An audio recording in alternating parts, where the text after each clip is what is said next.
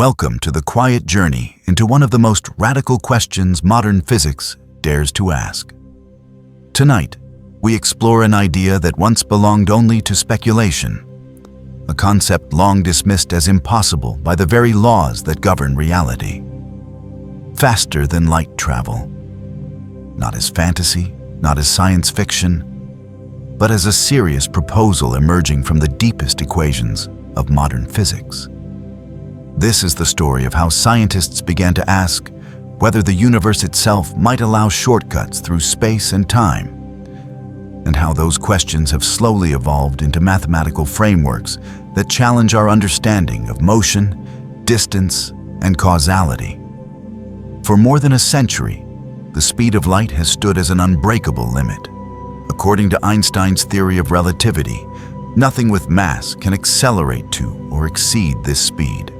As an object moves faster, its energy requirements grow without bound.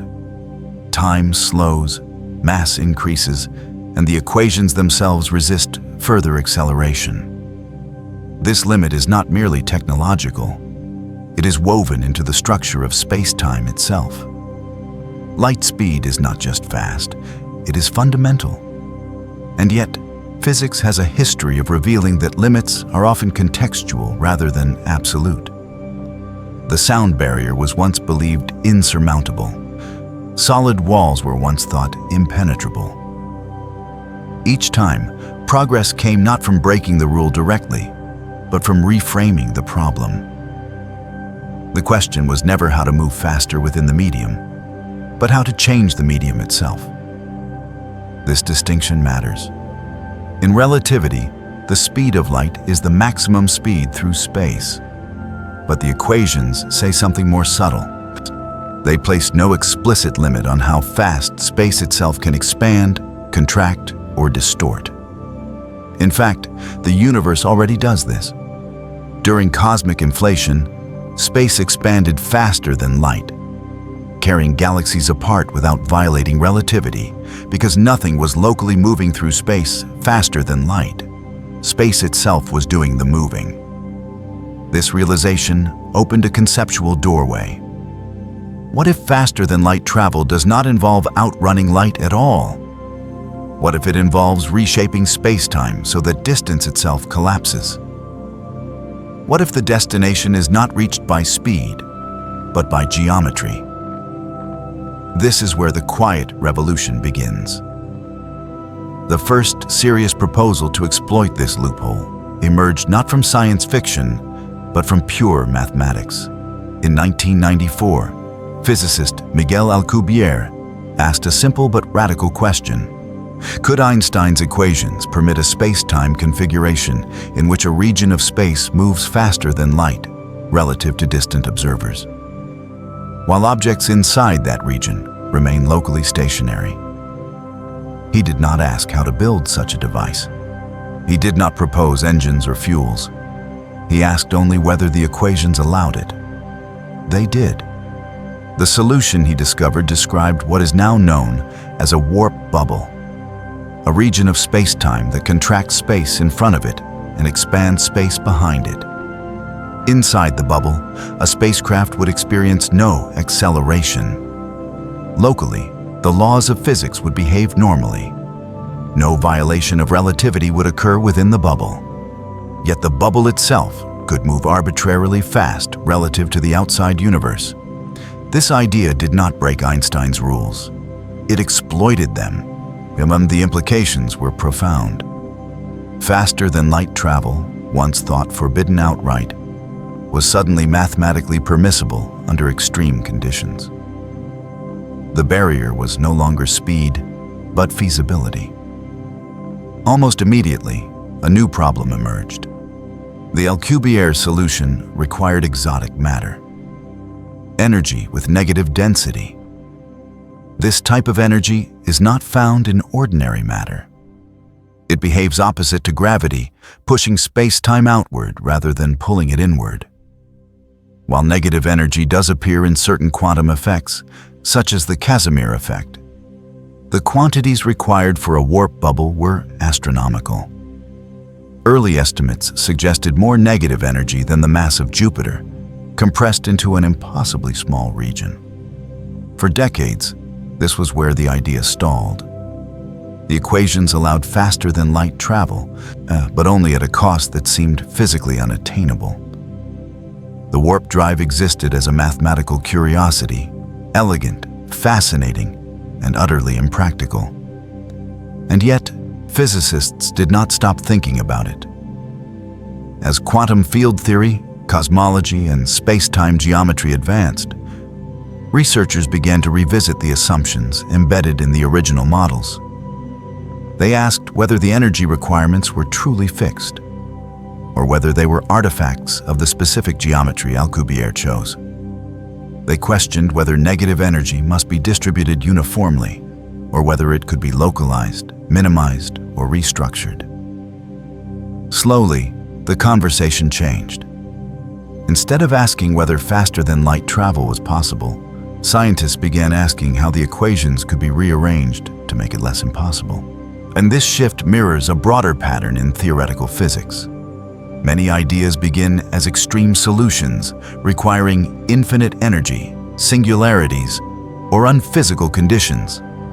Over time, refinements reduce these demands, revealing that what once seemed forbidden may simply require a deeper understanding of constraints. In the case of warp drives, newer models have proposed space-time geometries that reduce energy requirements by orders of magnitude.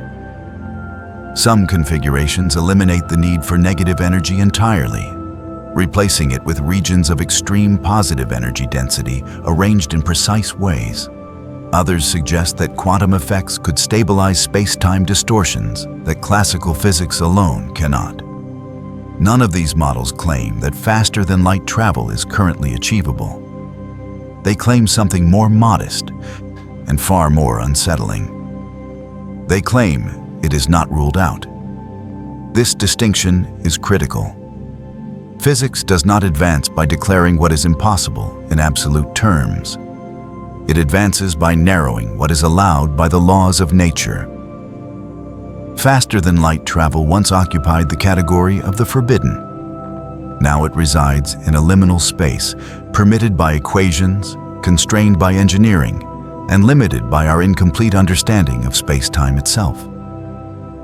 The phrase, "Scientists propose a new way to travel faster than light," does not mean that such a method exists in practice.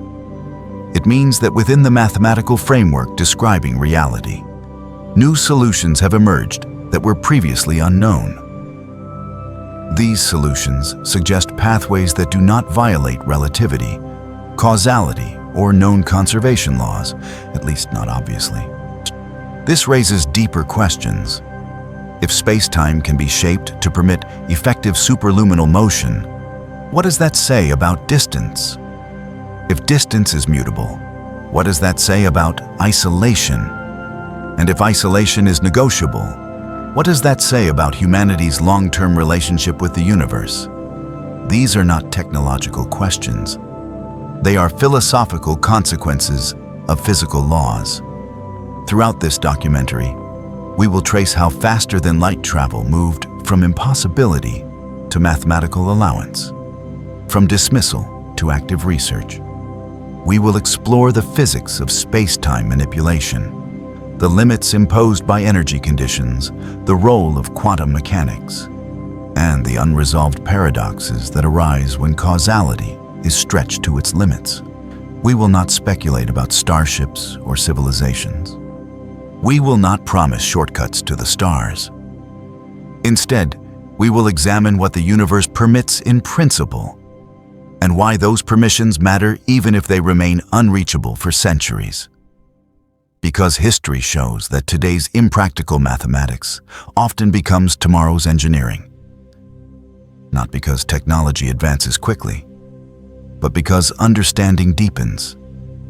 And in physics, understanding often arrives quietly, hidden within equations that whisper possibilities long before they ever become real. Why the speed of light is a limit, and what it actually limits. To understand how scientists can even propose faster-than-light travel, we must first understand what the speed of light truly represents. Contrary to intuition, it is not simply the speed at which light happens to move. It is the maximum speed at which information, energy, or causality can propagate through space-time itself. This distinction is essential because it defines the boundary that physics enforces and the loopholes it leaves open. In Einstein's theory of special relativity, space and time are not separate entities. They form a single four-dimensional structure called spacetime. Within this structure, the speed of light acts as a conversion factor between space and time, linking how distances and durations transform for different observers. As an object accelerates closer to the speed of light, time slows relative to stationary observers, and its effective mass increases. The equations ensure that reaching light speed would require infinite energy, making it unattainable for any object with mass. This limit is absolute for motion through space-time. A spacecraft, particle, or signal cannot locally exceed this speed without violating causality. Cause must precede effect, and faster-than-light signaling would allow paradoxes where effects occur before causes. Relativity preserves causality by enforcing the light speed limit. But crucially, relativity only constrains local motion. It does not forbid space-time itself from expanding, contracting, or distorting at any rate. This distinction is not theoretical speculation. It is observed reality. The expansion of the universe provides a clear example.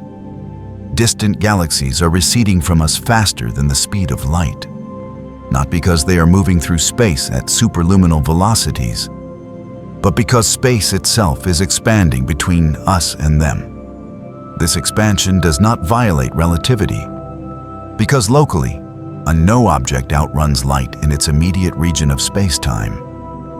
This realization reframes the entire faster-than-light problem. The speed of light is not a speed limit on distance change.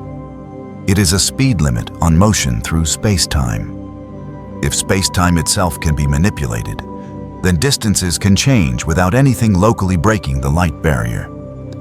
This is the foundational insight behind modern faster-than-light proposals. Scientists are not attempting to accelerate spacecraft beyond light speed. They are exploring whether space-time geometry can be engineered so that the distance between 2 points is altered, allowing effective superluminal travel without violating local physical laws. This is not a semantic trick.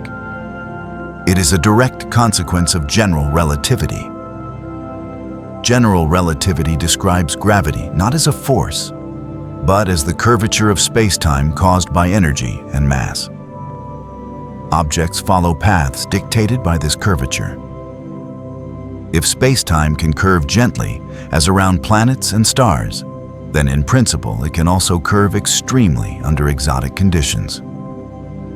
Einstein's equations allow many solutions beyond those found in nature.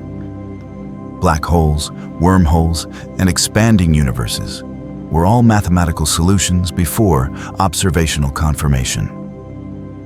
Warp-like geometries fall into this same category. They are allowed by the equations, even if nature does not obviously realize them.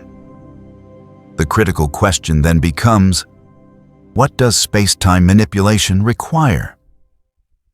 The answer lies in stress energy, the distribution of energy, momentum, pressure, and tension in space-time. Einstein's field equations relate this distribution directly to curvature. To shape space-time in unusual ways, one must arrange energy in equally unusual configurations. This is where traditional physics encounters resistance. Ordinary matter produces positive energy density. It curves space-time inward, creating attractive gravity. To create a space-time geometry that contracts space in one region and expands it in another, physicists often require regions of negative energy density. Negative energy behaves oppositely to normal matter, producing repulsive gravitational effects. Negative energy is not forbidden outright. Quantum physics allows it in very small quantities and under specific conditions. However, it is tightly constrained. Quantum inequalities limit how much negative energy can exist, for how long, and in what configurations. These constraints are severe, but not absolute zeros. B. This is why faster-than-light proposals remain theoretical rather than fictional. They exist within permitted but extreme corners of physical law. Modern research focuses on whether these constraints can be satisfied in practical or semi-practical ways. Instead of relying on large volumes of negative energy, newer models attempt to minimize or redistribute it, or replace it with extreme positive energy gradients that produce similar space-time effects. Some proposals abandon the idea of a moving bubble entirely and instead explore static space-time distortions that allow shortcut paths, reducing travel time without superluminal motion anywhere along the path. These ideas resemble engineered geodesics, paths through space-time that are shorter than ordinary straight-line routes. Importantly, none of these ideas violate relativity, when they work precisely because relativity allows space-time to behave dynamically. This places faster-than-light travel in a unique category. It is forbidden as motion, but not forbidden as geometry. Scientists proposing new faster-than-light concepts are therefore not challenging Einstein. They are working within his framework, exploring its less intuitive implications. The question is no longer, can we go faster than light? But, can we shape space-time so light itself takes a longer path than we do? This shift is subtle, but profound. The new proposals. How modern physics reframes faster-than-light travel. In recent years, faster-than-light research has undergone a quiet but significant shift. Early warp drive concepts, while mathematically valid, were dismissed because their energy requirements were catastrophically unrealistic. What has changed is not the ambition, but the strategy. Modern proposals no longer attempt to force space-time into extreme shapes all at once. Instead, they explore whether carefully structured space-time geometries can achieve effective faster-than-light travel with dramatically reduced physical demands. The most important change lies in how space-time curvature is distributed. In the original warp bubble concept, space-time distortion was abrupt and concentrated, producing steep gradients that demanded vast amounts of exotic energy. Newer models smooth these gradients, spreading curvature over larger regions and reducing peak energy requirements. This approach mirrors how engineering problems are often solved in practice, by distributing stress rather than concentrating it. Mobilisationsstau. One class of modern proposals focuses on what are called subluminal warp metrics. These geometries do not exceed light speed initially. Instead, they demonstrate that even modest space-time distortions can reduce effective travel time significantly. Once these geometries are understood, they can be incrementally extended towards superluminal regimes without crossing forbidden physical thresholds all at once. Another key development involves asymmetric space-time compression. Instead of fully enclosing a spacecraft within a moving bubble, some models propose compressing space-time in one direction while allowing expansion to occur naturally behind. This reduces the need for large negative energy regions and allows space-time itself to perform most of the work. Crucially, these geometries are not hypothetical inventions layered onto physics. They emerge directly from Einstein's equations under specific boundary conditions. When researchers solve the equations without imposing assumptions about symmetry or simplicity, new classes of solutions appear. Solutions that were previously overlooked because they were mathematically complex rather than impossible. One of the most discussed recent breakthroughs involves positive energy warp solutions.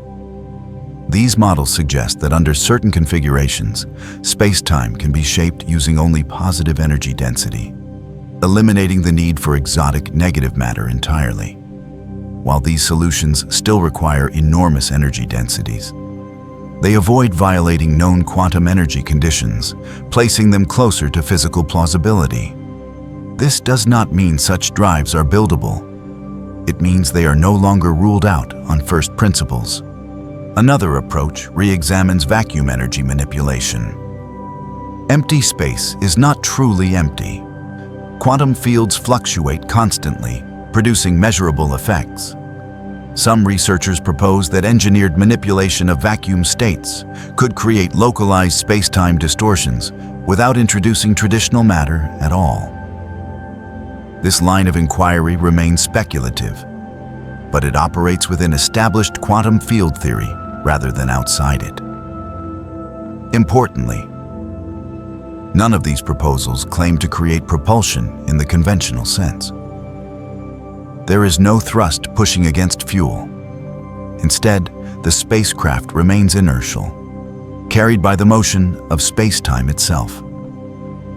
This distinction removes many classical constraints, such as reaction mass and acceleration limits. The implications are subtle but profound. If space-time geometry can be engineered, even minimally, then distance becomes a variable rather than a fixed quantity. Travel time becomes a function of curvature rather than velocity. This reframing also changes how scientists think about efficiency. Faster-than-light travel may not require enormous bursts of energy, but sustained control over space-time geometry. The challenge becomes one of stability and precision rather than raw power. A critical obstacle remains causality. Even if space-time permits effective superluminal travel, it must do so without allowing closed time-like curves, paths that loop backward in time. Modern proposals are evaluated carefully to ensure that causality remains intact. Many newer geometries are specifically designed to avoid time paradoxes by maintaining consistent global ordering of events.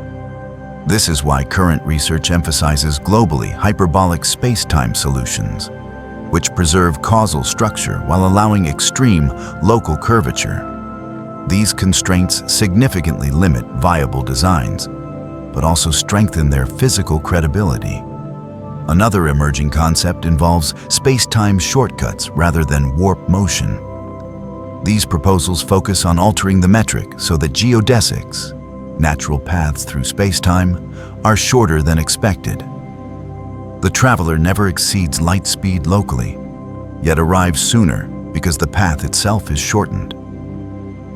This approach shares similarities with wormhole physics, but avoids singularities and event horizons. What unites all modern faster-than-light research is restraint. Scientists are no longer asking how to break the rules. They are asking how close the rules allow us to approach their limits. The phrase, "scientists finally propose a new way to travel faster than light," does not mean the discovery of a device. It means that the theoretical landscape has changed. Where once only impossible solutions existed, now exist constrained, testable, mathematically consistent pathways that survive scrutiny under known physics. The distance between theory and technology remains enormous. But history shows that theoretical permission precedes practical capability by decades or centuries. Electricity, nuclear energy, and spaceflight all followed this pattern. Why energy, not speed, is the real obstacle. When scientists discuss faster-than-light travel in serious terms, they rarely talk about velocity. Speed is a surface concept. The deeper limitation is energy. Specifically, how much energy is required to distort space-time in controlled, sustained ways. Understanding this distinction is essential to understanding why faster-than-light travel remains theoretical despite being mathematically allowed. In general relativity, space-time curvature is determined by the stress-energy tensor. This mathematical object encodes not only mass and energy density, but also pressure, momentum flow, and tension. Every space-time geometry corresponds to a specific distribution of stress energy. If a particular geometry requires unphysical stress energy, then that geometry cannot exist in nature, regardless of whether the equations permit it formally. Early faster-than-light models failed primarily because of this requirement. The space-time curvature needed to create a warp bubble demanded energy densities far beyond anything known to exist. In some cases, the total energy required exceeded the mass energy of entire planets or stars. This was not a practical problem. It was a conceptual one. Nature does not appear to provide such concentrated energy in controllable forms. Modern research does not attempt to eliminate this requirement.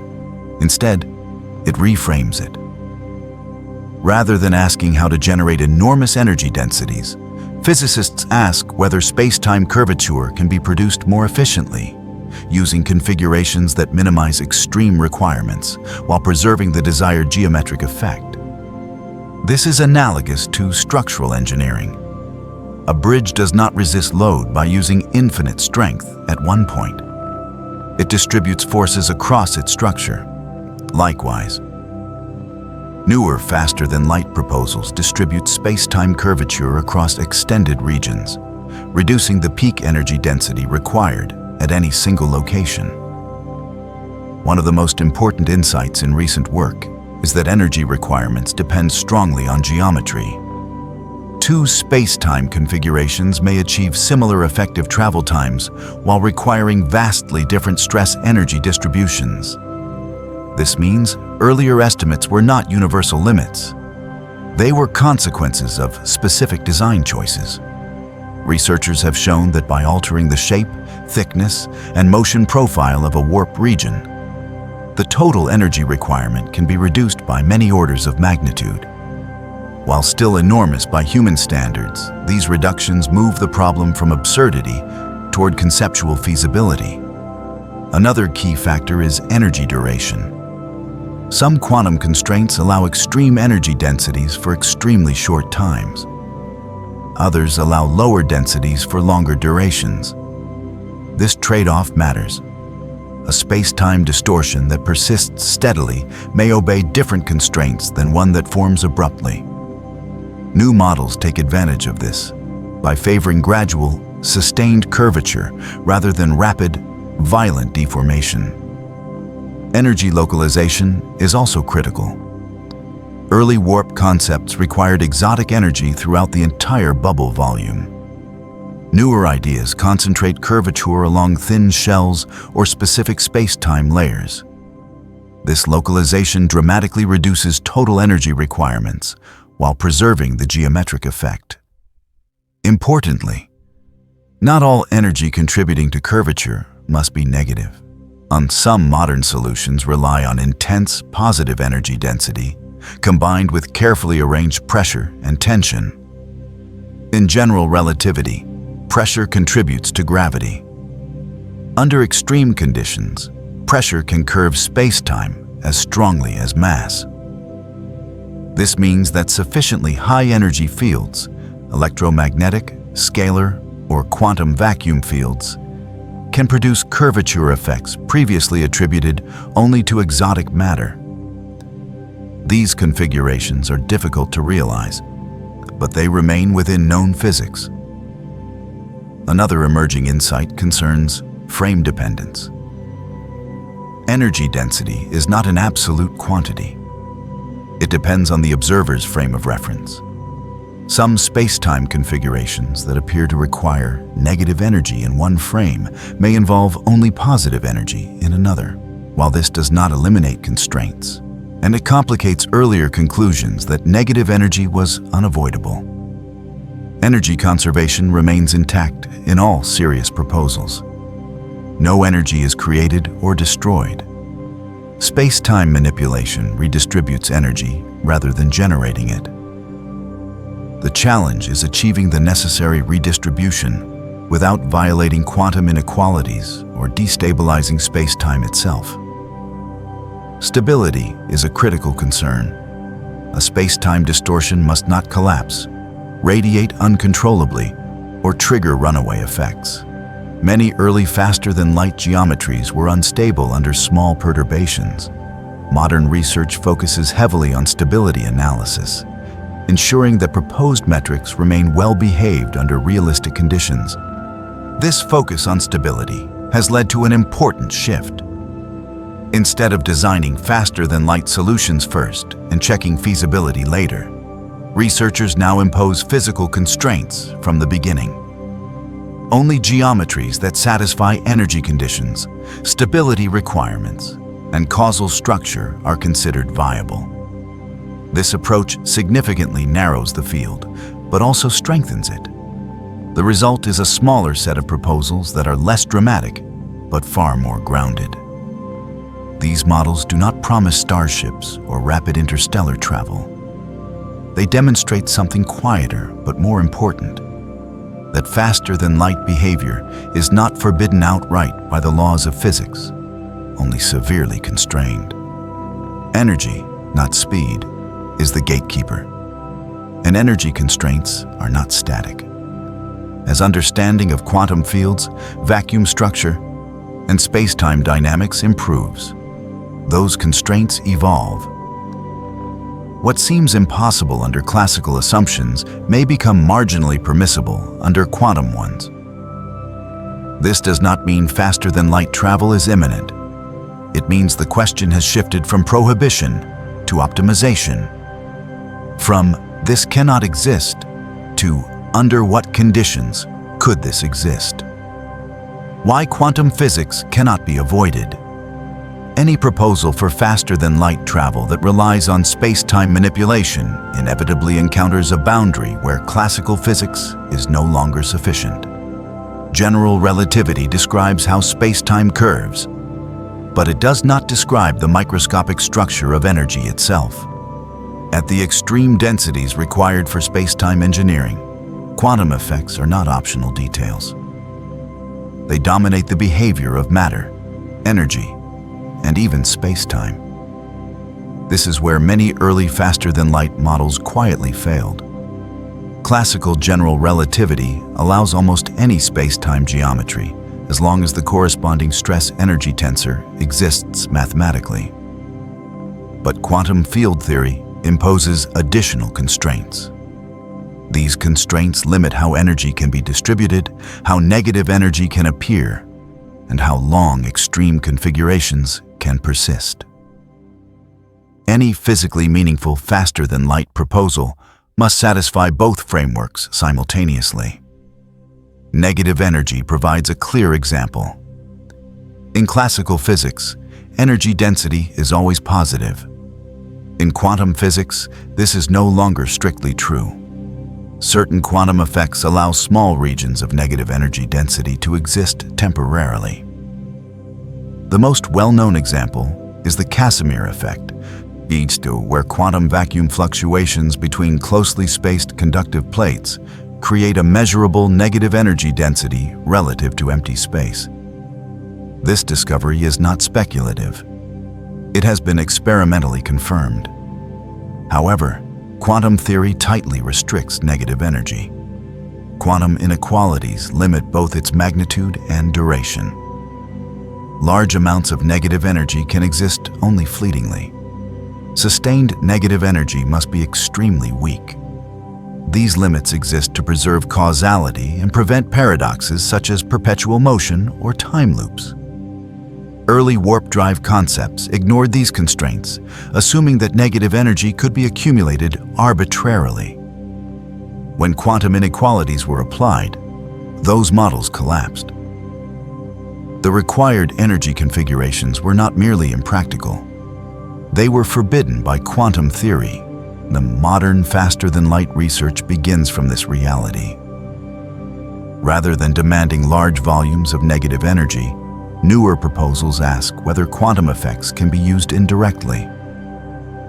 Instead of generating negative energy, they attempt to exploit vacuum structure, pressure gradients, and field interactions that produce equivalent space-time curvature without violating quantum bounds. One promising direction involves quantum vacuum polarization. The quantum vacuum is not empty. It is filled with fluctuating fields that respond to boundary conditions. In principle, carefully engineered boundaries or field configurations could alter vacuum energy locally, producing space-time curvature effects without requiring exotic matter. Another approach examines quantum stress tensors, which include contributions from pressure and tension, as well as energy density. In general relativity, pressure gravitates. Under extreme conditions, pressure can curve space-time as strongly as mass. This opens the possibility of using high-energy fields with intense internal stresses to generate warp-like geometries. Importantly, quantum fields can sustain large pressures without corresponding increases in energy density. This decoupling is subtle but critical. It allows space-time curvature to be influenced without crossing energy density thresholds that quantum theory forbids. There is also growing interest in semi-classical gravity, where space-time is treated classically while matter fields are treated quantum mechanically. While incomplete, this framework allows researchers to explore regimes where quantum effects influence curvature without requiring a full theory of quantum gravity. Within this framework, some space-time configurations once thought unstable appear marginally viable. They remain extreme, but no longer obviously forbidden. Another quantum consideration is vacuum stability. Any space-time distortion must not trigger runaway particle creation or collapse. Quantum fields interacting with curved space-time can produce radiation similar to Hawking radiation near black holes. Faster-than-light geometries must avoid configurations that would rapidly dissipate energy through uncontrolled radiation. Modern proposals therefore prioritize low curvature gradients and smooth transitions, minimizing quantum instabilities. Abrupt space-time distortions are avoided because they amplify quantum effects. Gradual curvature is more likely to remain stable.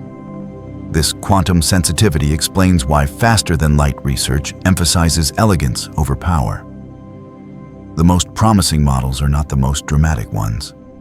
They are the ones that disturb space-time as gently as possible, while achieving measurable geometric effects.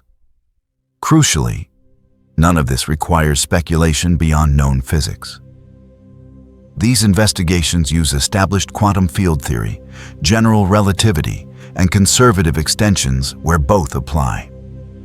What remains unknown is whether these frameworks can be unified fully under a theory of quantum gravity.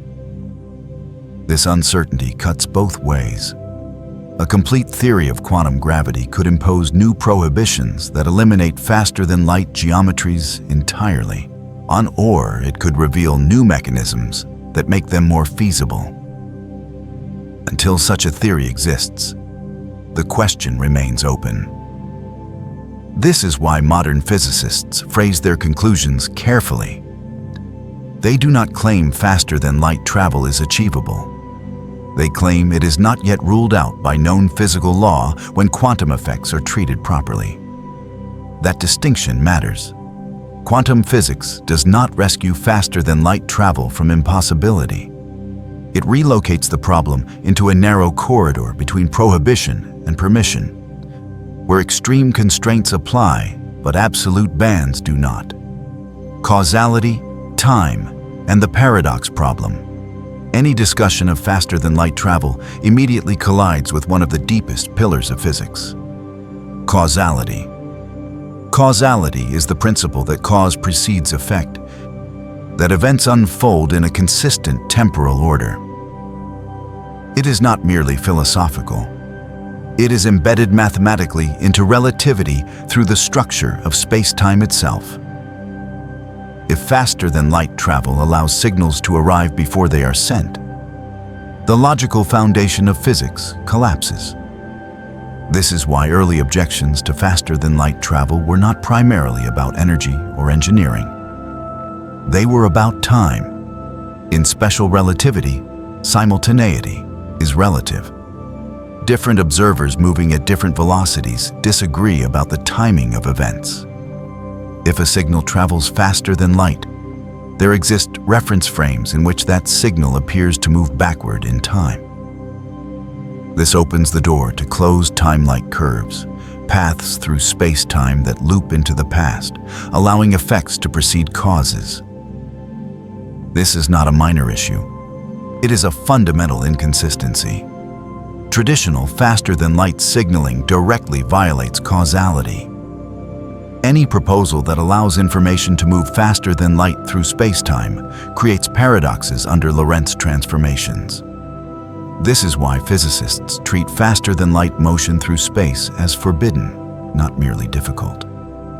However, modern proposals carefully distinguish motion through space-time from space-time geometry itself. This distinction is subtle but crucial. In general relativity, causality is preserved locally.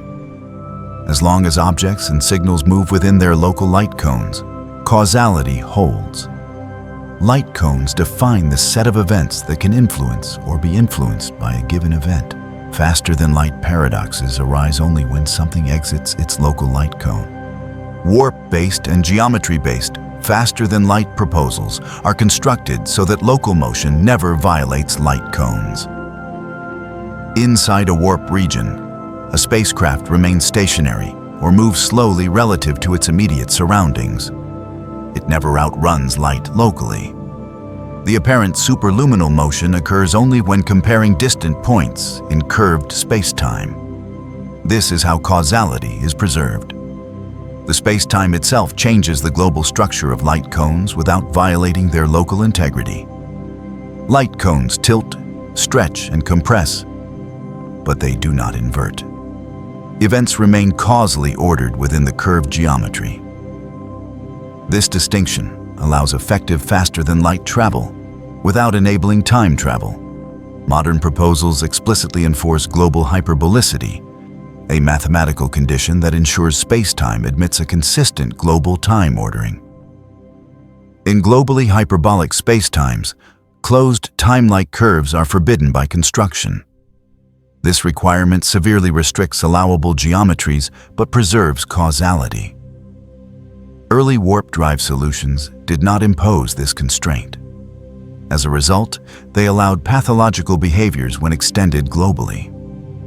Newer models reject any geometry that admits even theoretical time loops. Another important factor is signal confinement. Many modern space-time shortcut proposals restrict information flow so that signals cannot escape the distorted region in ways that would enable paradoxical signaling. Even if effective superluminal transport occurs, communication remains causally consistent.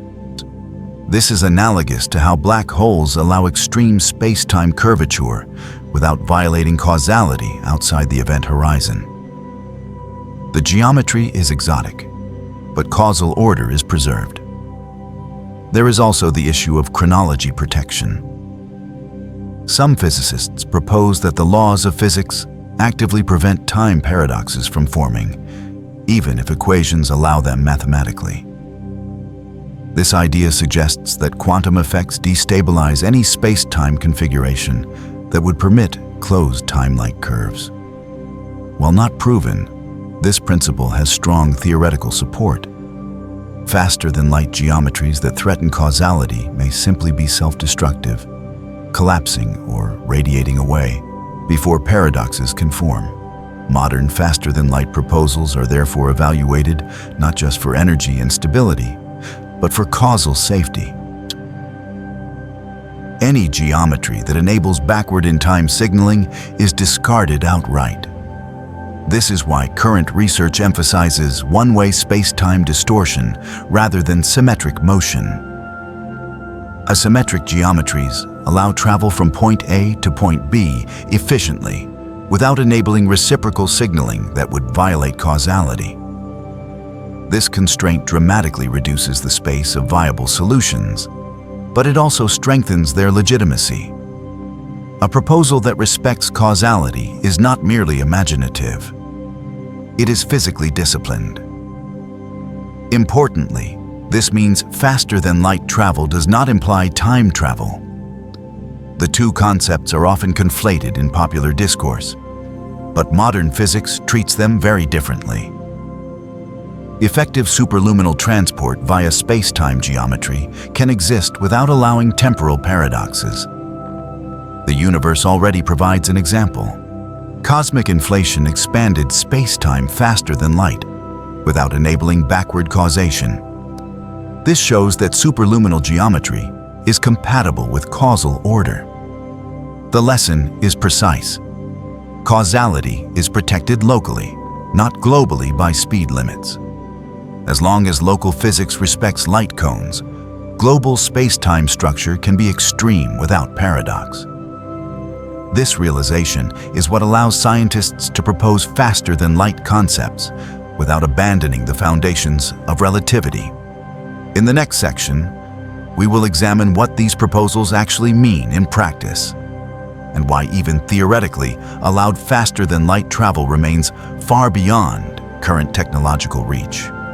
When you're ready, say next, and I'll continue with chunk 7. Next, please about topic mostly you use wrong information and use language out of topic thought for 23 seconds. You're right to call that out. A couple parts of my wording drifted too general, and I didn't anchor the claims tightly enough to the actual new way scientists are proposing right now. Let me correct that and keep the script laser focused on the real, current warp/FTL proposals. Quick corrections, so the rest stays accurate. FTL implies time travel is true for signals/objects moving faster than light locally in special relativity, tachyon style. But warp/metric engineering proposals try to avoid that by keeping the ship locally time-like while the metric changes. Even then, some warp geometries can create horizon/causality issues, and whether they can be made safe depends on the global space-time and energy constraints. This nuance is exactly why the topic is still research. Negative energy limits are not just hard, they're tightly bounded by quantum energy inequalities, Ford, Roman, and later reviews, which is a major obstacle for classic Alcubierre-type bubbles. The new way that's been making headlines recently is not "we solved FTL." It's new warp bubble geometries and analysis tool chains, including nacelle/cylindrical bubble concepts, published/announced in venues tied to classical and quantum gravity, and groups building numerical frameworks for warp metrics. The positive energy hyper-fast soliton proposal, LENS, is a real paper and did reopen discussion, but it also comes with unresolved challenges and follow-up critiques in the community. What scientists finally proposed, what's new, or what it isn't. When headlines say scientists have proposed a new way to travel faster than light, the new way is not a new engine or a new material that suddenly breaks Einstein's limit. The new element is more precise and more technical. Researchers are developing new space-time geometries and numerical design frameworks that try to make warp concepts less like a single fragile equation and more like an analyzable, engineerable class of solutions. In other words, the field is moving from one famous metric toward a design space where you can compare shapes, energy distributions, stability, and constraints systematically, rather than arguing about a single idealized bubble. Then the original Alcubierre warp metric was a proof that the Einstein field equations permit a warp-like distortion, space compressed in front and expanded behind, while a craft remains locally at rest inside the bubble. But Alcubierre's construction was never a blueprint. It was an existence proof generated by choosing a metric first, and then computing the stress energy required to source it. That approach is mathematically valid, but it often produces stress energy that violates classical energy conditions and seems physically unattainable. This is why the conversation shifted for decades toward whether warp metrics are allowed but unbuildable. The recent new way is partly a response to that weakness. Instead of treating warp as a single spherical bubble, some teams are exploring interior flat bubble designs and segmented cylindrical nacelle geometries. A move inspired by the idea that real spacecraft architecture might not want a perfect sphere of exotic stress energy around the entire ship. In this newer approach, the warp-producing region is modeled as discrete structures rather than an all-encompassing shell, with the interior kept closer to flat space-time. This matters because the geometry you choose determines the stress energy you need, and different geometries can shift where extreme requirements show up. A peer-reviewed example frequently referenced in recent coverage describes interior flat cylindrical nacelle warp bubbles, presented as a derivation and comparison against the Alcubierre model. The claim is not that it makes warp travel practical today, but that it offers a different geometric configuration that can be evaluated for constraints in a more structured way. It's a change in the shape of the problem, from one impossible bubble to families of bubbles with different trade-offs. At the same time, another major piece of newness is computational. Groups are building numerical toolkits to analyze warp spacetimes more rigorously, including subluminal solutions that satisfy energy conditions as benchmarks. This approach is important because before you can talk honestly about faster-than-light regimes, you need validated methods that reproduce known results, quantify energy condition violations, and track where horizons and instabilities appear. A design workflow that can produce physically consistent subluminal warp-like solutions is not the same as achieving FTL, but it's a crucial step toward separating mathematically pretty from physically plausible. So what exactly is being proposed in the strongest, most defensible scientific sense? It's the proposal that warp space-time research can be treated more like an engineering discipline. Specify constraints first, search solution space numerically, and evaluate metrics by stability, sourcing requirements, and causal structure. That's the direction indicated by recent tool-driven publications and groups explicitly focused on warp field mechanics as a research program. But none of this escapes the central barrier: stress energy requirements. For classic Alcubierre-like superluminal bubbles, negative energy density appears in the required stress energy in ways that trigger both classical energy condition violations and quantum constraints. Quantum energy inequalities strongly restrict how much negative energy can exist and for how long. And warp bubble analyses have historically shown that these constraints can force the bubble walls to be extraordinarily thin, or the requirements to be extreme. Any modern new way has to face these same physics constraints. New geometry does not magically remove them, but it can change where they appear and whether some configurations reduce the most pathological demands. This is why some researchers have pursued alternatives that attempt to avoid negative energy entirely. A widely discussed example is Eric Lentz's work on hyper-fast warp solitons sourced by positive energy density satisfying the weak energy condition. But that is a meaningful claim because it targets the most famous objection to Alcubierre: the need for exotic negative energy. However, even in that line of work, major challenges remain: dominant energy condition issues, horizon structure, and the unanswered question of how such a configuration would be created or controlled physically. There are also critiques and follow-up discussions examining derivation assumptions and whether negative energy regions reappear depending on frame and precise definitions. In other words, it's active research, not settled engineering. This is the correct way to interpret. Scientists propose a new way to travel faster than light. It means the theoretical landscape is evolving. New metric families, New geometry choices like cylindrical/segmented regions, new computational validation pipelines, and renewed debate about whether energy condition obstacles are absolute or geometry dependent. It does not mean faster than light travel is now practical, or that causality has been solved. It means researchers are finding and stress testing paths through the math that were not previously in the mainstream toolset. What a warp solution must actually pass.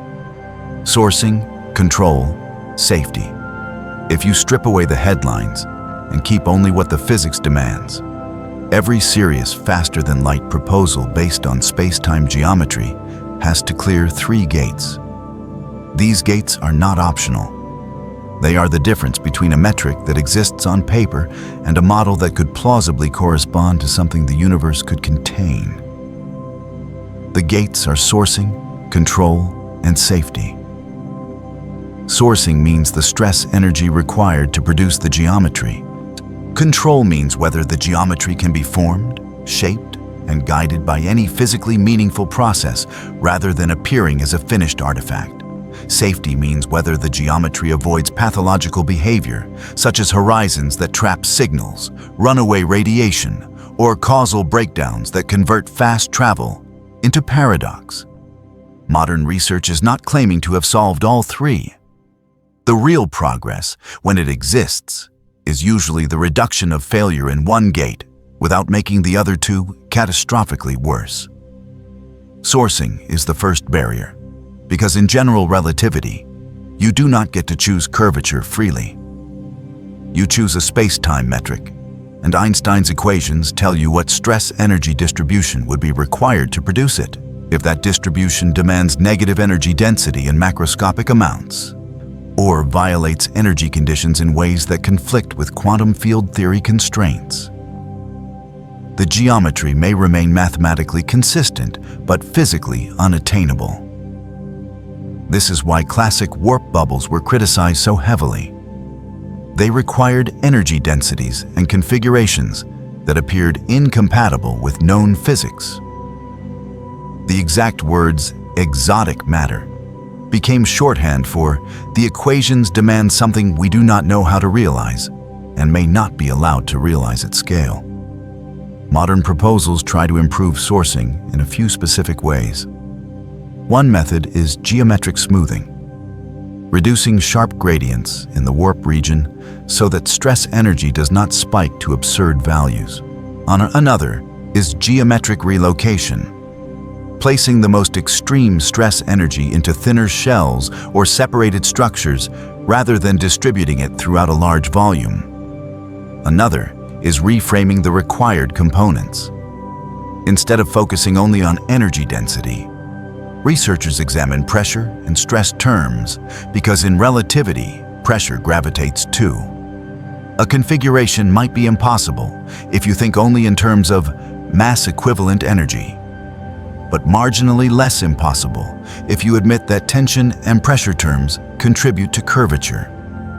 None of this guarantees feasibility, but it clarifies where the physical requirements actually sit in the stress-energy tensor. And that matters because different physical fields can supply different combinations of density and stress. The hardest part of sourcing is that quantum physics doesn't merely dislike negative energy, it polices it.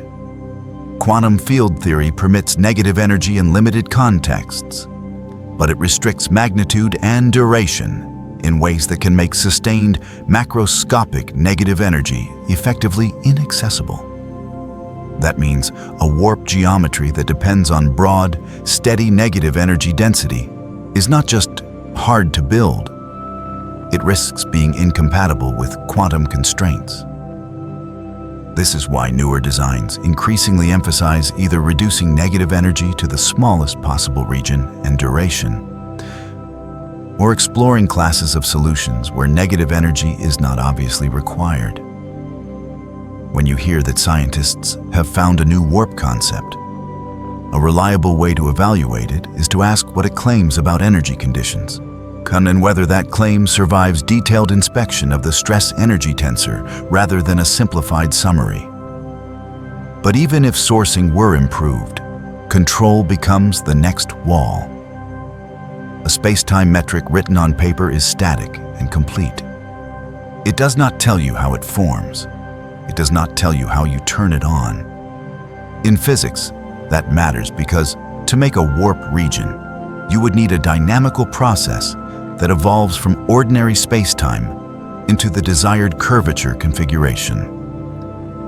If no physically reasonable evolution exists, then the solution may be allowed as a mathematical space-time, but not reachable from realistic initial conditions. Control has several layers. The first is formation. Can any known field or matter distribution be arranged so that space-time evolves into the warp configuration without violating conservation laws or producing singular behavior?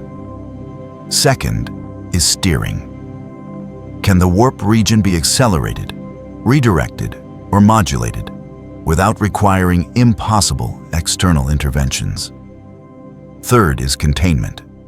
Can the warp region remain stable against perturbations, quantum fluctuations, and interactions with surrounding matter and radiation? One of the most persistent control issues in warp metrics is the appearance of horizon-like behavior. Many superluminal warp solutions develop causal boundaries that resemble horizons, surfaces across which signals cannot propagate in the usual way. The practical implication is severe.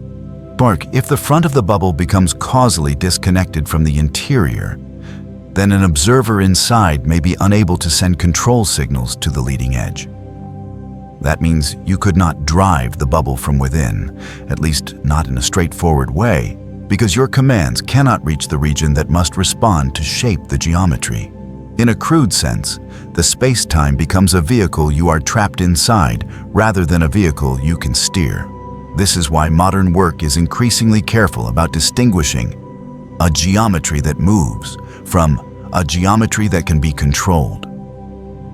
Some proposals attempt to design bubbles with interior flat regions and curvature distributions that reduce or reshape horizon formation. Others emphasize subluminal regimes first, or because subluminal warp-like distortions can be studied for controllability without triggering the most extreme causal boundaries.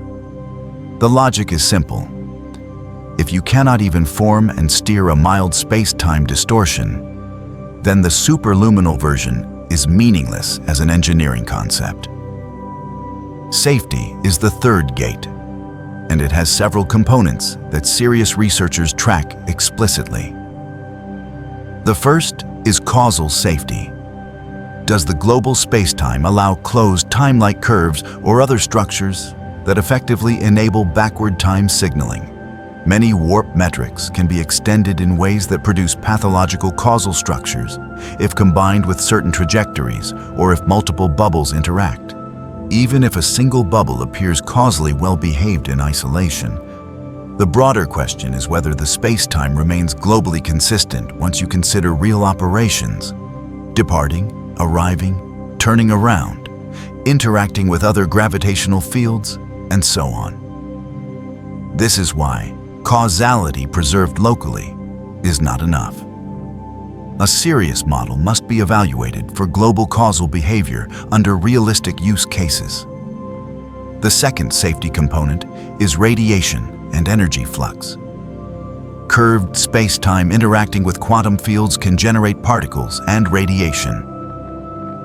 In extreme curvature gradients, the effect can become enormous. Some analyses suggest that certain warp bubble boundaries could accumulate or emit intense energy, potentially rendering the configuration physically catastrophic even if mathematically valid. In practical terms, this means that a warp solution that looks quiet in classical general relativity might be violently unstable once quantum field effects are included. Modern proposals aim to reduce sharp gradients, partly for this reason. Smoother curvature is less likely to trigger uncontrolled quantum particle production. The third safety component is interaction with external matter. A warp region moving through interstellar medium is not moving like a ship plowing through air. but it still exists within a universe full of particles and fields. Depending on the geometry, particles ahead of the bubble might be swept, blue-shifted, or focused into high-energy beams at the bubble boundary. That could be dangerous to the destination environment and potentially to the bubble itself. This is not a minor detail, but it is a direct consequence of how geodesics and light rays behave in strongly curved, moving metrics. A safer design must consider how incoming radiation and dust are handled, whether they accumulate, whether they are deflected, and how energy conservation manifests at the boundary. This is where the newer proposals can be described honestly. They are not FTL drives in the engineering sense. They are attempts to design space-time configurations that do not fail immediately on one of these gates.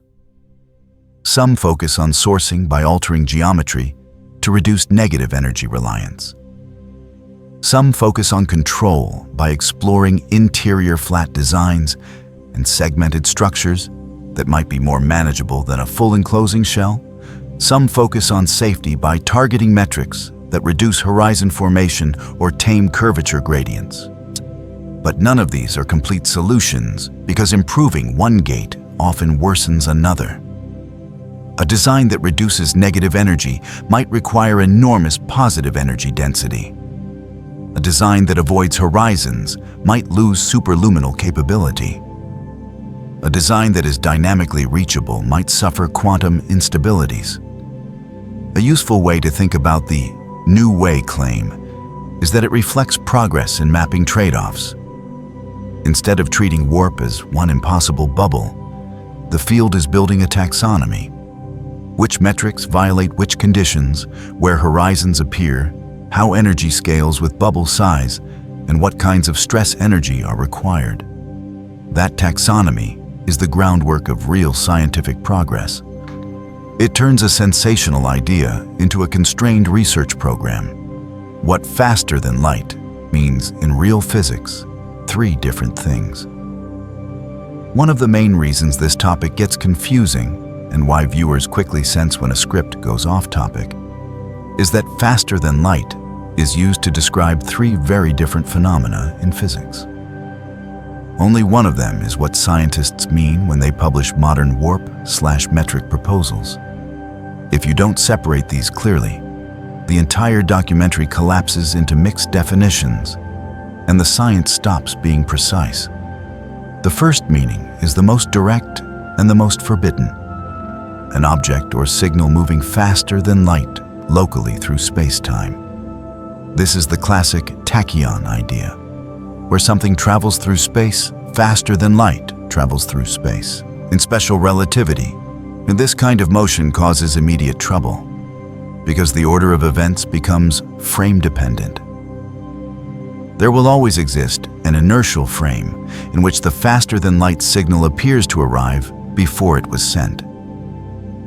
That is not just a weird perspective. It's a pathway to causal paradox, because you can chain frames together and produce messaging loops that violate cause and effect. This is why physics treats local superluminal signaling as incompatible with relativity's causal structure. It's not hard. It's structurally inconsistent with how space-time transformations work. The second meaning is the one relevant to today's new way to travel faster than light headlines. Effective faster-than-light travel via space-time geometry, where the traveler does not outrun light locally, but instead the metric is shaped so the path becomes shorter, or the separation changes in a way that makes arrival time smaller than a light beam would achieve through ordinary flat space. In this category, the ship's world line can remain time-like locally, meaning it stays within the local light cone, while the geometry between origin and destination is altered. This is the conceptual loophole exploited by warp drive metrics and by other metric engineering concepts. It's not breaking the speed limit. It's changing what distance means between 2 points by altering the geometry. The ship never needs to be locally superluminal. The global comparison of departure and arrival times is what becomes surprising. This is why researchers insist these ideas, if they worked, would not violate relativity in the same way as a tachyon signal would. They are not proposing that information outruns light in a local laboratory frame. They are proposing that space-time itself is configured so that the route is different. However, even within this second meaning, there are strict caveats that keep the science honest. Not every metric that produces effective superluminal arrival is physically acceptable. Many such metrics come with horizons, control problems, extreme stress energy requirements, and potential causality pathologies when you consider full operational scenarios rather than a single idealized trip. In other words, effective FTL, in the metric sense, is not automatically safe or physically realizable. It's simply not rejected on the same immediate grounds as local superluminal signaling. This is why modern researchers spend so much time analyzing energy conditions, stability, and global causal structure. The core scientific question is not whether the equations can be written. It's whether the required stress energy and the resulting causal behavior can be made consistent with the rest of physics. The third meaning of faster than light is cosmic and already real. Faster than light recession due to expanding space in cosmology. In an expanding universe, the distance between far apart galaxies can increase at a rate greater than the speed of light. Not because galaxies are locally racing through space faster than light, but because the metric of space-time is evolving. This is a geometric effect on a cosmic scale, and it does not violate local causality for the same reason. No object locally outruns light in its immediate neighborhood. While people often cite this as proof that FTL is allowed, but that statement is incomplete. Cosmological expansion demonstrates that space-time geometry can change in ways that produce superluminal separation. Yes, but it doesn't automatically grant a method for controlled travel between two chosen points. Expansion is not a steering mechanism. It is a global evolution of the universe. Now here is the key point that keeps the documentary on topic. When scientists propose new faster-than-light travel ideas, they are almost always operating in Category 2, not Category 1 and not Category 3. They are not proposing tachyonic engines or local superluminal rockets. They are not saying, the universe expands, so we can ride expansion like a wave. They are proposing specific families of space-time metrics, warp-like configurations, soliton-like distortions, or engineered geodesic shortcuts, and then asking whether those metrics can be sourced, controlled, and kept stable under known physics. This is why the central debate remains unchanged, even when the geometry changes. Every new warp paper must answer the same core question: what stress energy distribution would be required? And does that distribution violate constraints we believe are fundamental? A new warp geometry can reduce certain extremes, relocate them, or change which terms of the stress energy tensor are responsible. But it does not remove the requirement that space-time curvature must be paid for with stress energy. If someone claims, we found a warp bubble with no exotic matter, the correct scientific response is not excitement or dismissal. It is inspection. Which energy condition is being discussed?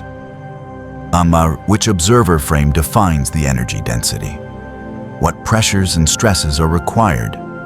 Whether the configuration remains stable, whether horizons form, whether the solution is dynamically reachable from ordinary initial conditions. These are the questions that separate real physics from a headline summary. This distinction also explains why modern research sometimes talks about subluminal warp solutions and stepping stones. A subluminal metric distortion can be physically analyzed, without immediately triggering the worst causal and horizon behaviors seen in many superluminal constructions. Researchers can validate numerical tools, examine stress energy requirements, and test stability in a regime that is still extreme but less pathological. This is not a retreat from the faster-than-light goal, nor it is an attempt to build a credible pipeline where the physics is examined systematically rather than declared impossible or declared solved. So when you hear scientists propose a new way to travel faster than light, the precise scientific translation is: scientists propose a new space-time metric or a new class of metrics that produces effective superluminal travel times in principle. And they argue, partially, not conclusively, that the sourcing or stability constraints may be less catastrophic than older models. That is the real meaning, and it keeps the topic anchored to what the research is actually doing. Energy conditions, the real battle line in faster-than-light physics.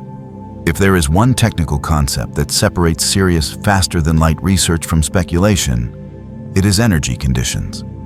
These are not philosophical preferences. They are mathematical constraints placed on the stress-energy tensor that describe what kinds of matter and energy distributions are considered physically reasonable.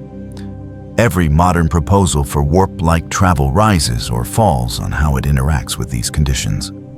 In general relativity, space-time curvature is sourced by the stress-energy tensor, which encodes energy density, momentum flow, pressure, and tension. Energy conditions are inequalities imposed on this tensor to ensure that matter behaves in ways consistent with observation and stability. They are not derived from Einstein's equations themselves, but from empirical and theoretical expectations about how energy should behave. The weak energy condition states that the energy density measured by any time-like observer must be non-negative. In plain terms, no observer moving slower than light should ever see negative energy density. Ordinary matter satisfies this condition. Most classical fields do as well. Many warp metrics violate it. The null energy condition is weaker and applies to light-like trajectories. It requires that energy density along any null direction is non-negative. This condition is especially important because it underlies key theorems about horizon formation and space-time stability. Violating the null energy condition often leads to exotic behaviors such as traversable wormholes or warp bubbles, but also to instabilities. The dominant energy condition adds an additional requirement. Not only must energy density be non-negative, but energy flow must be causal. Energy cannot propagate faster than light.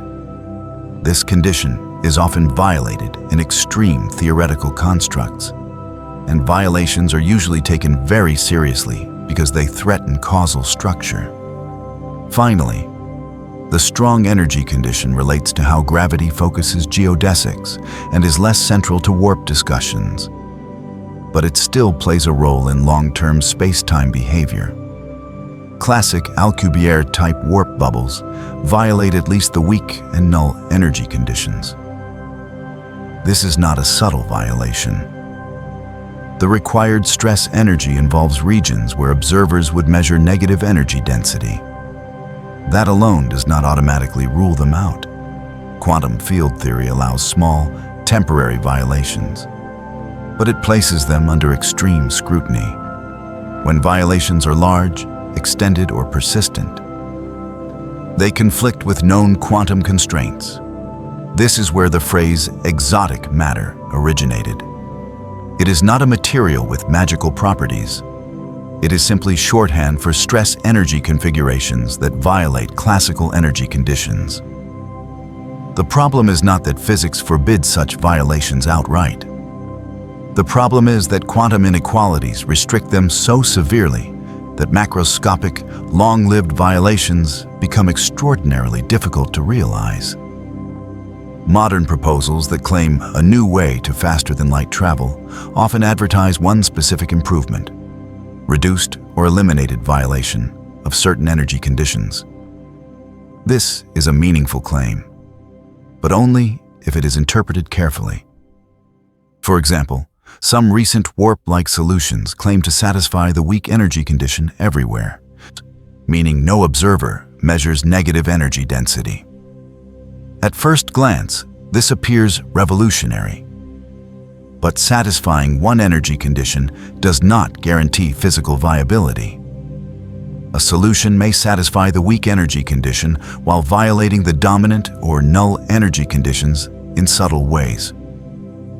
Or it may satisfy energy conditions only in specific frames while violating them in others. This is why peer-reviewed scrutiny focuses on which conditions are satisfied, where, and for whom. Energy density is not a scalar invariant. It depends on the observer's motion.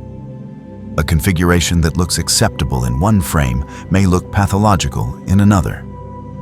Serious analyses examine invariant quantities and global behavior rather than relying on frame-dependent summaries. Another important point is that pressure and stress matter. Energy conditions are not only about energy density. In general relativity, pressure contributes to gravity. A space-time configuration might avoid negative energy density, but require enormous pressures or tensions that are themselves physically questionable. These stresses may exceed what known fields can sustain, or they may imply instabilities that render the solution unphysical. This is why some modern warp research emphasizes the full stress-energy tensor rather than just energy density. A solution that claims positive energy only may still require stress components so extreme that they effectively reintroduce the same problems under a different name. It is also important to distinguish local satisfaction of energy conditions from global consequences. A spacetime might satisfy energy conditions point by point, yet still permit horizons, causal isolation, or runaway curvature when extended or operated dynamically. Energy conditions are necessary filters, not guarantees of safety or controllability. In current research, energy conditions function as a narrowing tool. They rule out large classes of geometries immediately. They force warp proposals into smaller, more constrained regions of theory space. When a paper claims improvement, the correct interpretation is not FTL solved. But one specific obstruction may be less severe in this geometry than in earlier ones.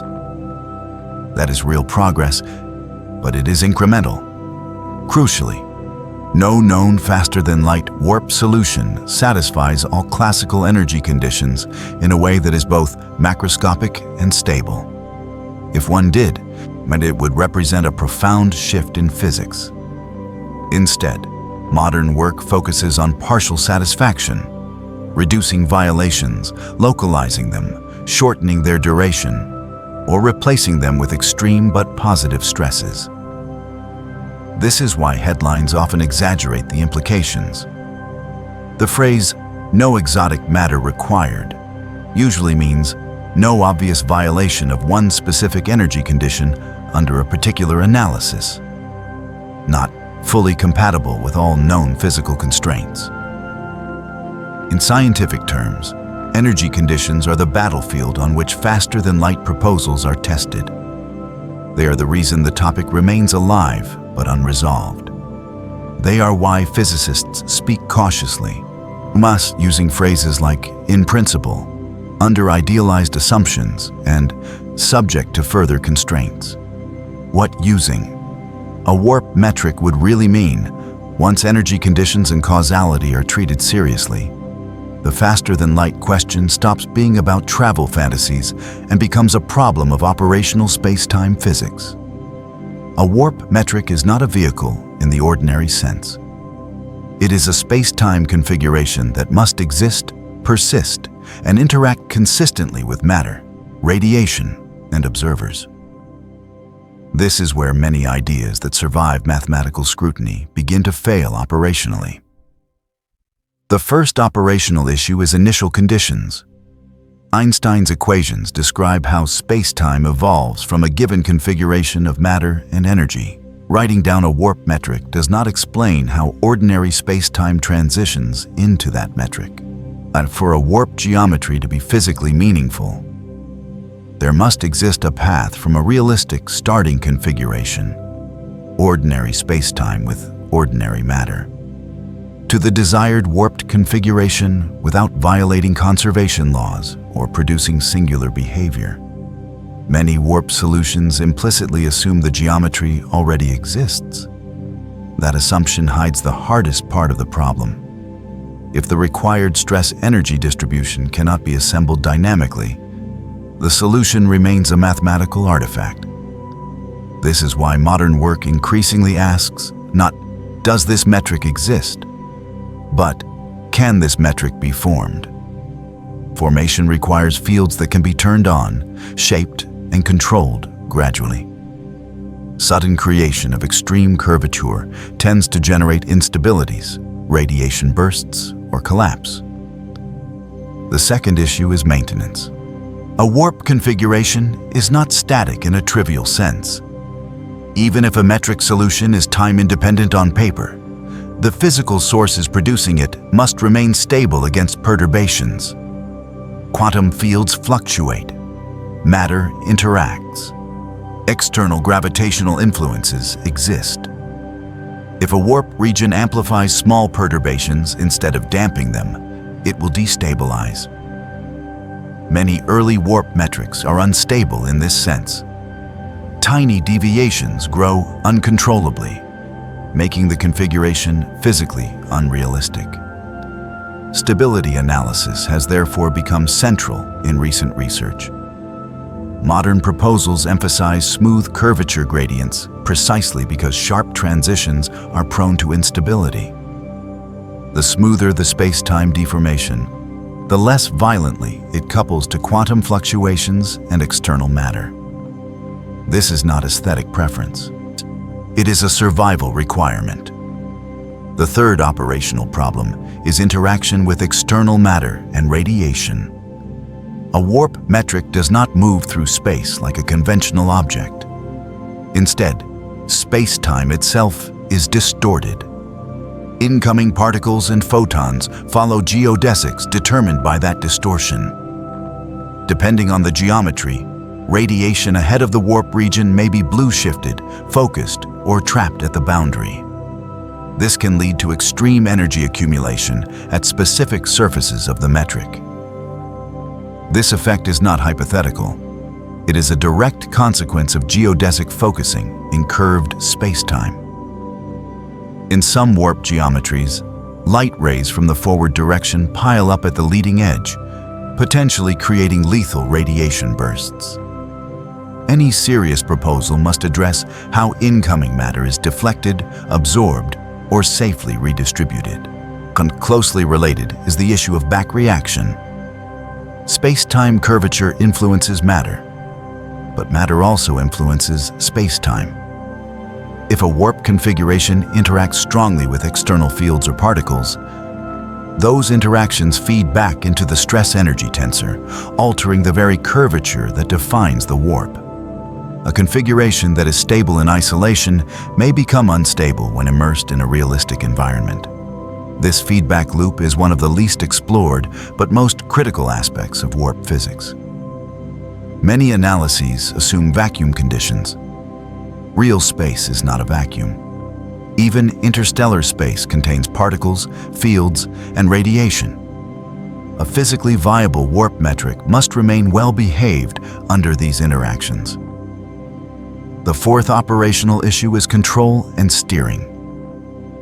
Even if a warp region could be formed and maintained, it must be steerable. That requires that signals from within the interior can influence the stress-energy distribution shaping the geometry. In many superluminal warp metrics, causal horizons form that isolate the front region from the interior. This means that once the warp region is established, commands from inside cannot reach the regions that determine its motion or shape. This is not a minor inconvenience. It is a fundamental control failure. A system that cannot be influenced by its occupants cannot be considered a controllable vehicle. Some modern proposals attempt to avoid this by designing geometries that remain subluminal locally, or that distribute curvature in ways that reduce horizon formation. But no fully superluminal warp geometry has yet demonstrated complete internal controllability under realistic assumptions. The fifth operational issue is termination. Ending a warp configuration safely is as difficult as starting it. A sudden collapse of space-time curvature can release enormous energy. Gradual dissipation requires precise control over stress energy sources. If a warp region cannot be shut down predictably, it poses unacceptable risks regardless of its theoretical validity. This is why operational analysis matters more than headline claims. A metric that satisfies energy conditions and avoids causality violations on paper may still be operationally unusable because it cannot be formed, stabilized, controlled, or terminated safely. Modern research acknowledges this explicitly. The most careful papers do not claim to have solved faster-than-light travel. They claim to have identified metrics that improve one aspect of the problem while leaving others unresolved. A geometry that reduces negative energy requirements might worsen control. A geometry that improves stability might lose superluminal behavior. These trade-offs are now being mapped systematically. This mapping is the real progress. It transforms faster-than-light travel from a binary question, possible or impossible, into a multidimensional problem with constrained regions of theoretical viability. Scientists are not trying to jump directly to starships. They are trying to understand which corners of general relativity and quantum field theory remain open and which are definitively closed. This is also why the language used by serious researchers is cautious, because they speak of metrics, solutions, regimes, and constraints, not engines or vehicles. The physics is still at the level of space-time behavior, not applied technology. Why faster-than-light travel does not mean faster-than-light communication. A critical misconception surrounding modern faster-than-light proposals is the assumption that if transport is possible, communication must be possible as well. In physics, these two ideas are not equivalent. In fact, many space-time geometries that permit effective faster-than-light transport still strictly forbid faster-than-light signaling. Understanding this separation is essential to staying accurate, and to understanding why these proposals do not automatically destroy causality. In flat space-time, transport and communication are tightly linked. If a spacecraft can travel faster than light between 2 points, then a signal carried by that spacecraft also exceeds the light speed limit, immediately creating causal paradoxes. This equivalence holds only when space-time geometry is fixed and simple. In curved space-time, the equivalence breaks down. Warp and metric engineering proposals exploit this difference. In these models, a traveler may arrive at a destination sooner than a light beam traveling through ordinary, unwarped space. But no signal ever locally exceeds the speed of light. Every signal sent within the warped region remains inside its local light cone. The apparent faster-than-light effect arises only when comparing the traveler's arrival time to what light would do in flat space-time, not when examining local propagation. Now, this distinction matters because causality is enforced locally. Relativity does not demand that the global travel time between two distant points be bounded by the speed of light, measured along an arbitrary reference path. It demands that local cause and effect relations are preserved. As long as no observer sees information propagate outside their local light cone, causal paradoxes are avoided. However, this immediately introduces a limitation. Warp-based transport does not automatically allow faster-than-light messaging back and forth. In many warp geometries, the interior of the warp region is causally isolated from its exterior in asymmetric ways. A traveler may reach a destination quickly, but signals sent backward along the same route cannot necessarily follow the same path. This asymmetry is not accidental. It is often required to preserve global causal consistency. If a warp geometry allowed symmetric, bidirectional superluminal signaling, it would almost certainly permit closed time-like curves under suitable transformations. To avoid this, physically acceptable metrics typically restrict communication channels. One way this manifests is through horizon-like structures. In several warp solutions, signals from the interior cannot reach certain external regions, especially toward the leading edge. This is one reason control problems arise. But the same structure that prevents control also prevents paradoxical signaling. The space-time geometry enforces a one-way relationship between regions. Another way communication is constrained is through path dependence. In curved space-time, the fastest route for transport is not necessarily the route along which signals can propagate freely. A traveler carried by space-time curvature may follow a geodesic unavailable to free signals sent afterward.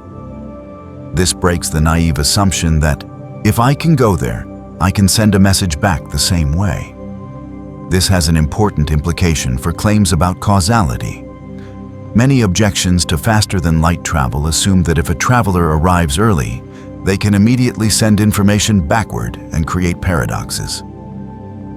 In metric engineering scenarios, that assumption often fails. Arrival does not imply communicative dominance over the surrounding space-time. This separation is already familiar in general relativity. Black holes provide a clear example. Objects can cross an event horizon, but signals cannot escape back out. And transport across a boundary does not imply symmetric communication across it. Warp metrics exploit similar principles, though in less extreme forms. It is also important to distinguish information transfer from coordinate description. In curved spacetime, different coordinate systems can make travel appear superluminal or subluminal without changing physical signal speeds. What matters is not coordinate speed, but invariant causal structure. Serious analyses always track invariant light cones, not coordinate artifacts. This is why modern papers are careful to say effective faster-than-light travel rather than faster-than-light signaling. The former refers to reduced arrival times relative to unwarped paths. The latter refers to violation of local causality, which remains forbidden. That said, ego communication constraints are not automatically benign.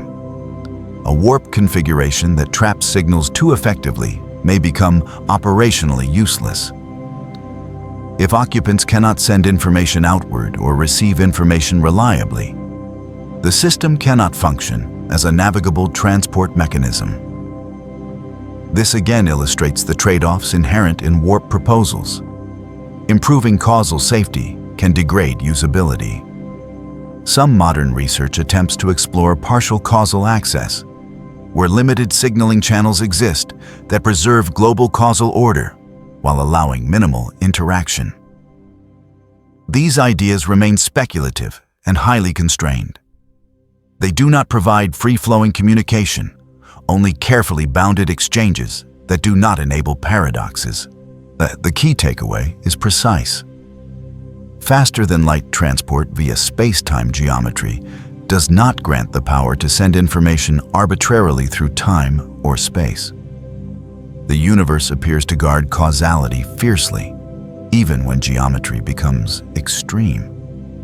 Warp-like solutions that survive scrutiny do so by respecting this boundary, not by evading it. This distinction is one of the reasons the topic remains scientifically serious. If every faster-than-light proposal immediately enabled time travel, the field would collapse under contradiction. The fact that some geometries allow transport advantages without communicative paradox, is what keeps research alive. How close these ideas sit to the edge of known physics. At this point in the discussion, it becomes clear that faster-than-light proposals do not fail because they are sloppy or naive. They fail or remain unresolved because they operate at the extreme boundary where our current theories are stretched to their limits. Warp and metric engineering ideas sit precisely at the intersection of general relativity, quantum field theory, and our incomplete understanding of space-time at high energy densities. This is not a comfortable region of physics. It is where assumptions break, approximations fail, and new principles often emerge. General relativity has been tested extensively in weak and moderately strong gravitational fields. It describes planetary motion, black holes, gravitational waves, and cosmic expansion with extraordinary precision. But the regimes required for warp-like space-time engineering are far beyond those tests. They involve sustained, engineered curvature gradients that are not produced naturally anywhere we have observed. When researchers explore these regimes, they are extrapolating the theory into territory where it may no longer be complete. Quantum field theory faces a similar issue. While it accurately describes particle interactions and vacuum behavior under many conditions, it is formulated on fixed or mildly curved backgrounds. When space-time curvature becomes extreme and dynamic, quantum effects can dominate in ways that are not fully understood.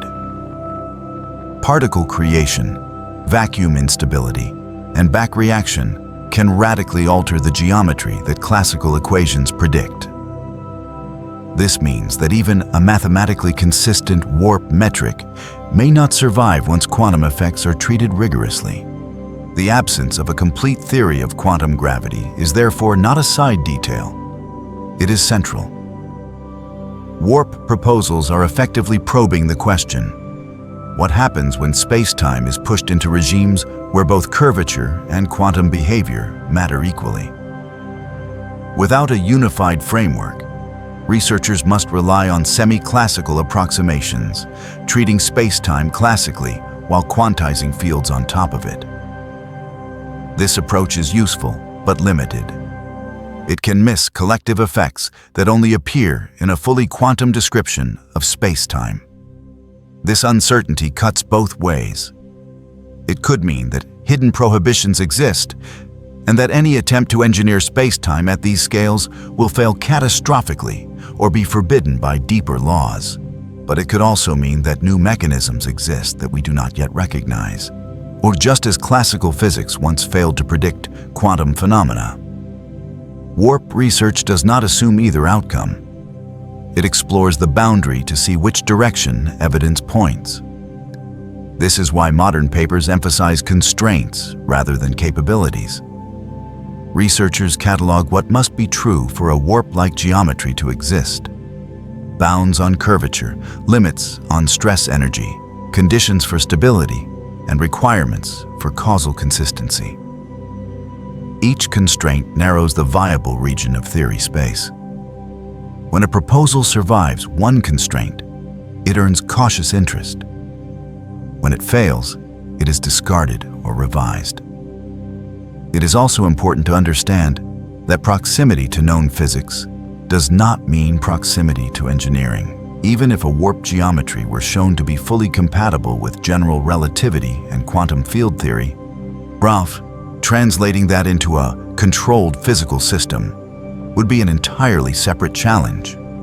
Many phenomena are allowed by physics, but remain unreachable because they require conditions that cannot be produced or sustained technologically.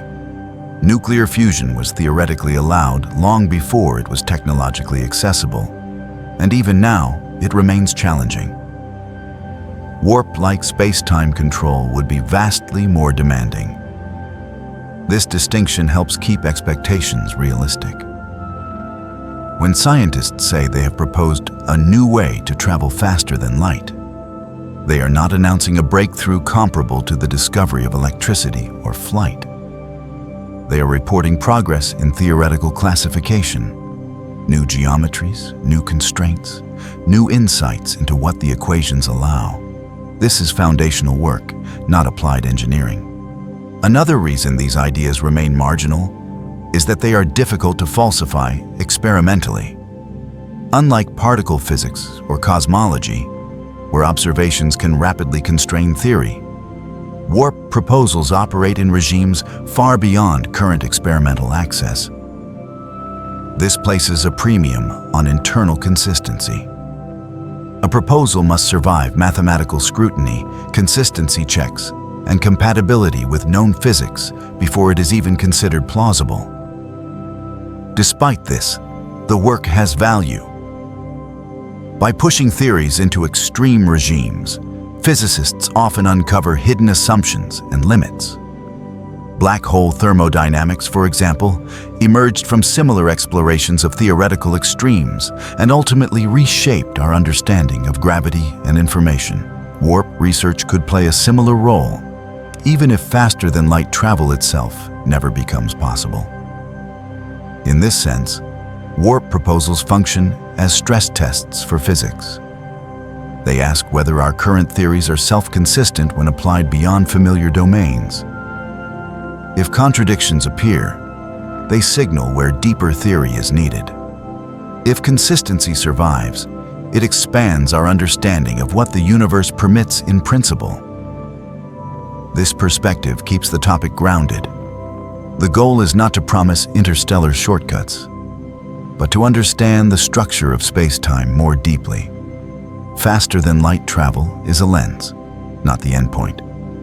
What would actually change the status of faster-than-light proposals?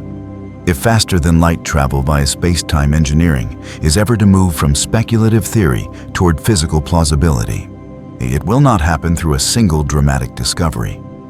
It would require a convergence of advances, each modest on its own, that collectively reshape the constraints discussed so far. Understanding what would actually change the status of these proposals helps keep the discussion anchored in real science rather than expectation. The first and most decisive change would be new insight into energy conditions at the quantum level.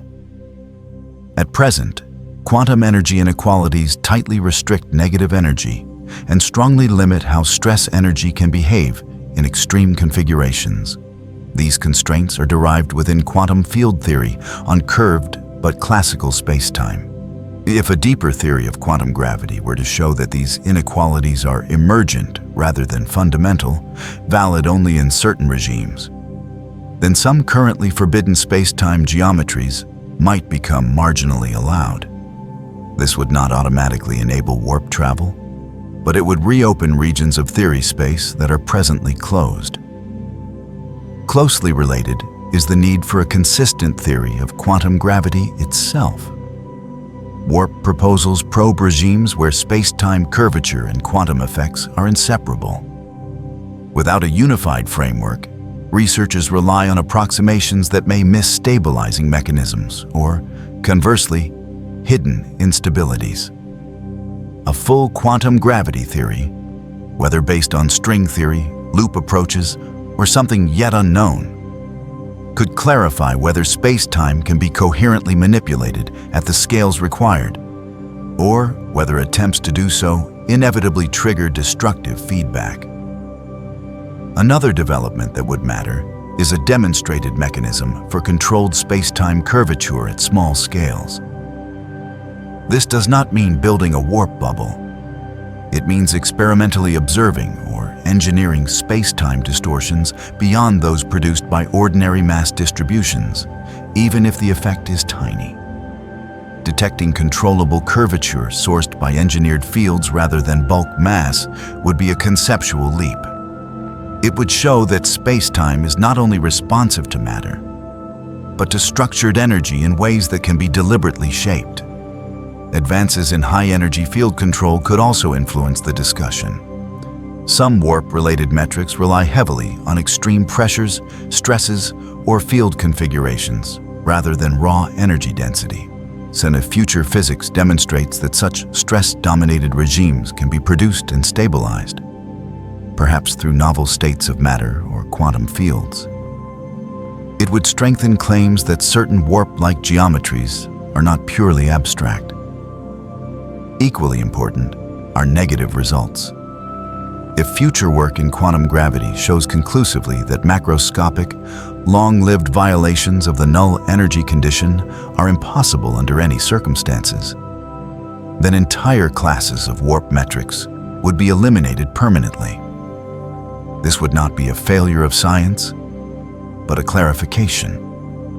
It would mark a hard boundary in the space of physical possibility, much as the impossibility of perpetual motion clarified thermodynamics. Observational discoveries could also influence the debate indirectly.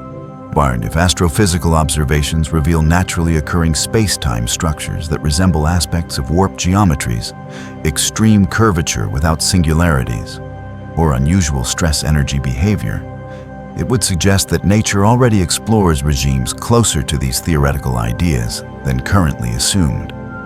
Conversely, continued absence of such phenomena would reinforce the view that warp-like configurations are not realized in the universe.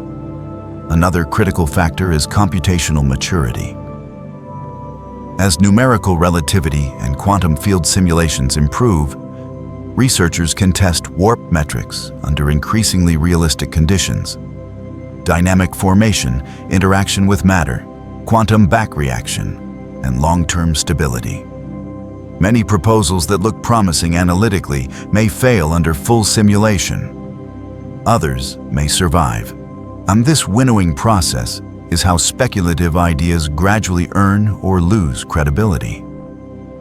Importantly, none of these advances would suddenly make faster-than-light travel practical. They would shift the conversation from almost certainly impossible toward not obviously forbidden, or vice versa. That shift matters scientifically, even if engineering remains out of reach. Physics advances by defining what is permitted, not by guaranteeing what is achievable. This perspective also explains why warp research persists despite skepticism. The value lies not in the promise of travel, but in the pressure these ideas place on fundamental theory. By asking whether space-time can be engineered, physicists test the completeness and coherence of their understanding of gravity, energy, and causality. Why faster-than-light claims are so often misunderstood. By the time faster-than-light research reaches public awareness, it has usually passed through several layers of compression. Each layer simplifies the original claim, removes its conditions, and replaces technical caution with implication. What began as a narrow theoretical result, often a statement about what the equations permit under idealized assumptions, becomes, in headlines, an announcement that physics has been overturned. Understanding this process is essential to staying on topic and scientifically accurate. In technical literature, faster-than-light proposals are framed in conditional language. Authors specify the metric used, the assumptions about stress energy, the boundary conditions, and the regime of validity. They describe what is shown and, just as importantly, what is not shown. A typical conclusion might state that a certain space-time geometry permits effective superluminal transport under idealized conditions, while explicitly noting unresolved issues with sourcing, stability, or quantum consistency. This language is precise, but it does not translate cleanly outside its context. When such work is summarized for broader audiences, the conditional structure is often lost. The phrase permits effective superluminal transport becomes allows faster-than-light travel. The qualifiers, effective, metric-based, in principle, under constraints, are dropped. What remains is a statement that sounds like a technological claim rather than a theoretical classification. This distortion is not always intentional. It reflects a mismatch between how science progresses and how news is consumed. Scientific progress is incremental, constrained, and often negative. discovering what cannot work is as valuable as discovering what might. Media narratives, by contrast, favor discrete breakthroughs and clear outcomes. Faster-than-light research resists this framing because it is about boundaries rather than solutions. Another source of misunderstanding is the conflation of permission with feasibility. When physicists say that a certain geometry is allowed by general relativity, they mean that it does not immediately contradict the equations. They do not mean that the universe provides the means to realize it. Many configurations are mathematically allowed but physically unreachable because they require conditions that cannot be produced or sustained. The distinction between logical allowance and physical realizability is often blurred in popular discussion. There is also confusion between theoretical novelty and physical novelty. A paper that introduces a new warp metric may be novel in the sense that it explores a previously unexamined region of theory space. That novelty does not imply that something new has been discovered in nature.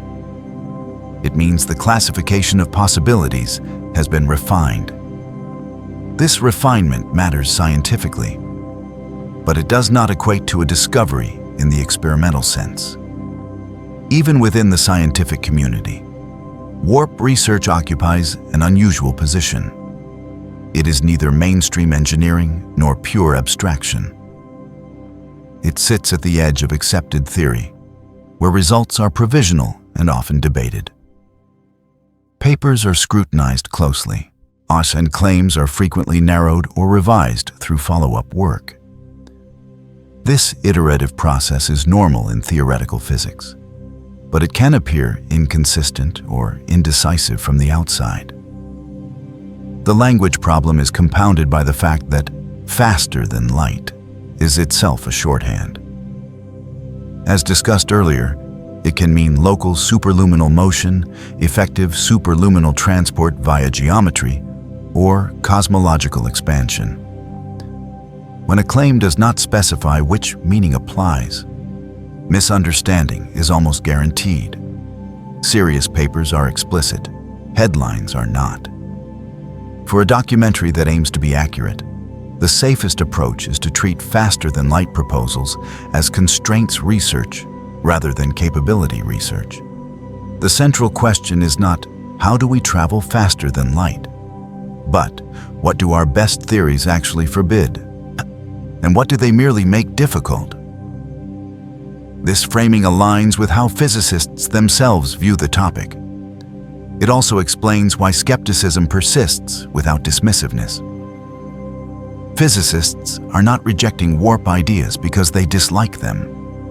They are rejecting specific claims because those claims fail under known constraints.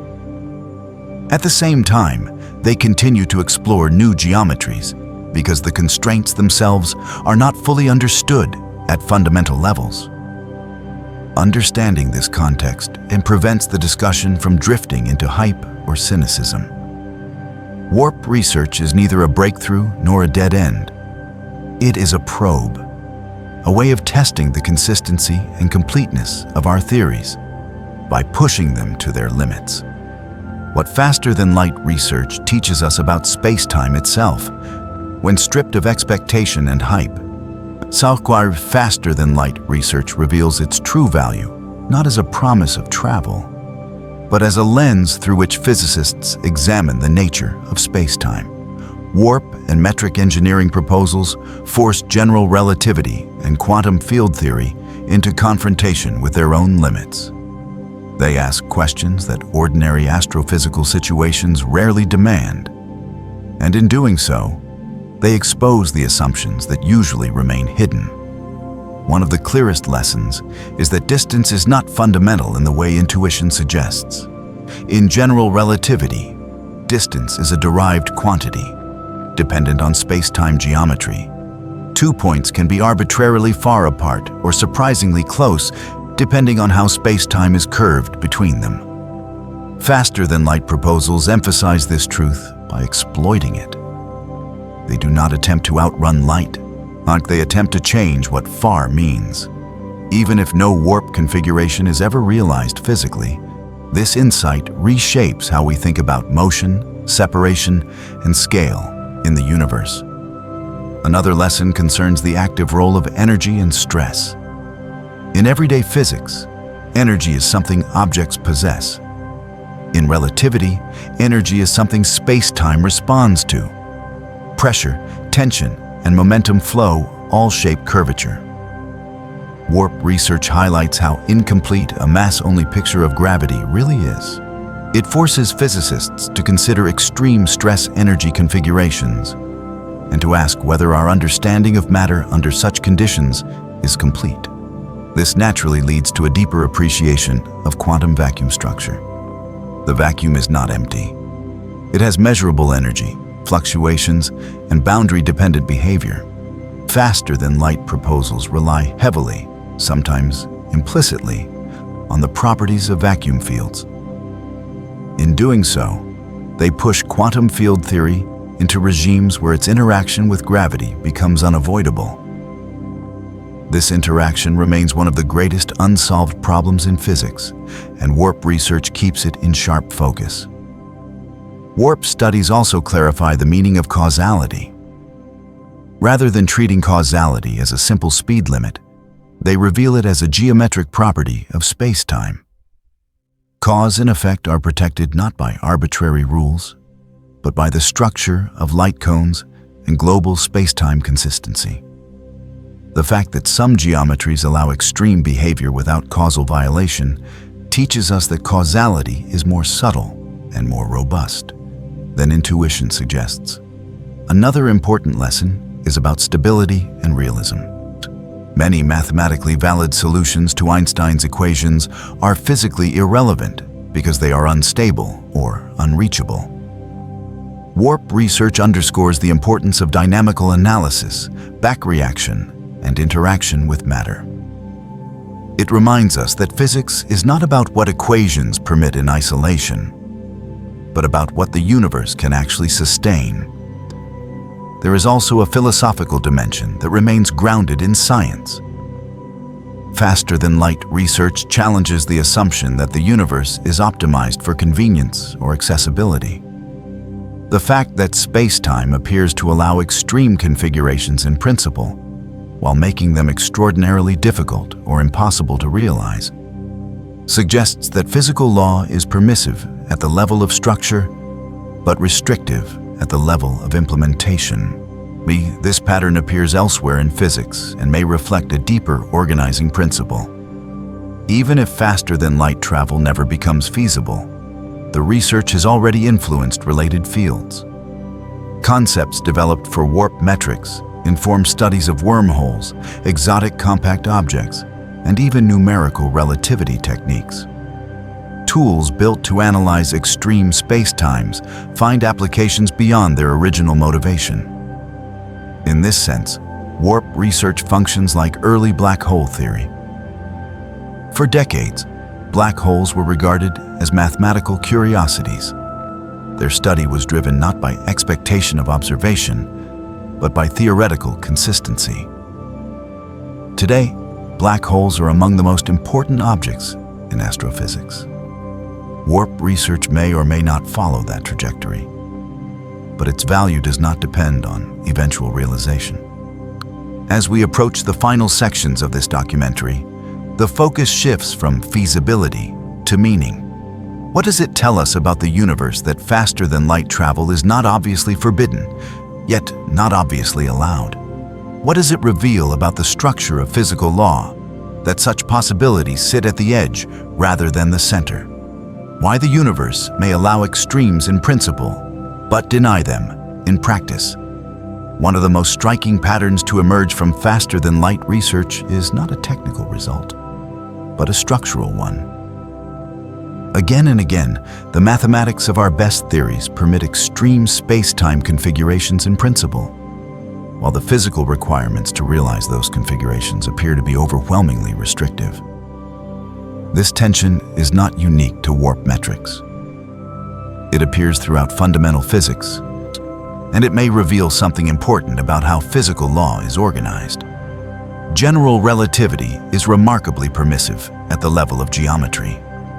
Its equations allow black holes, expanding universes, gravitational waves, wormholes, and warp-like distortions.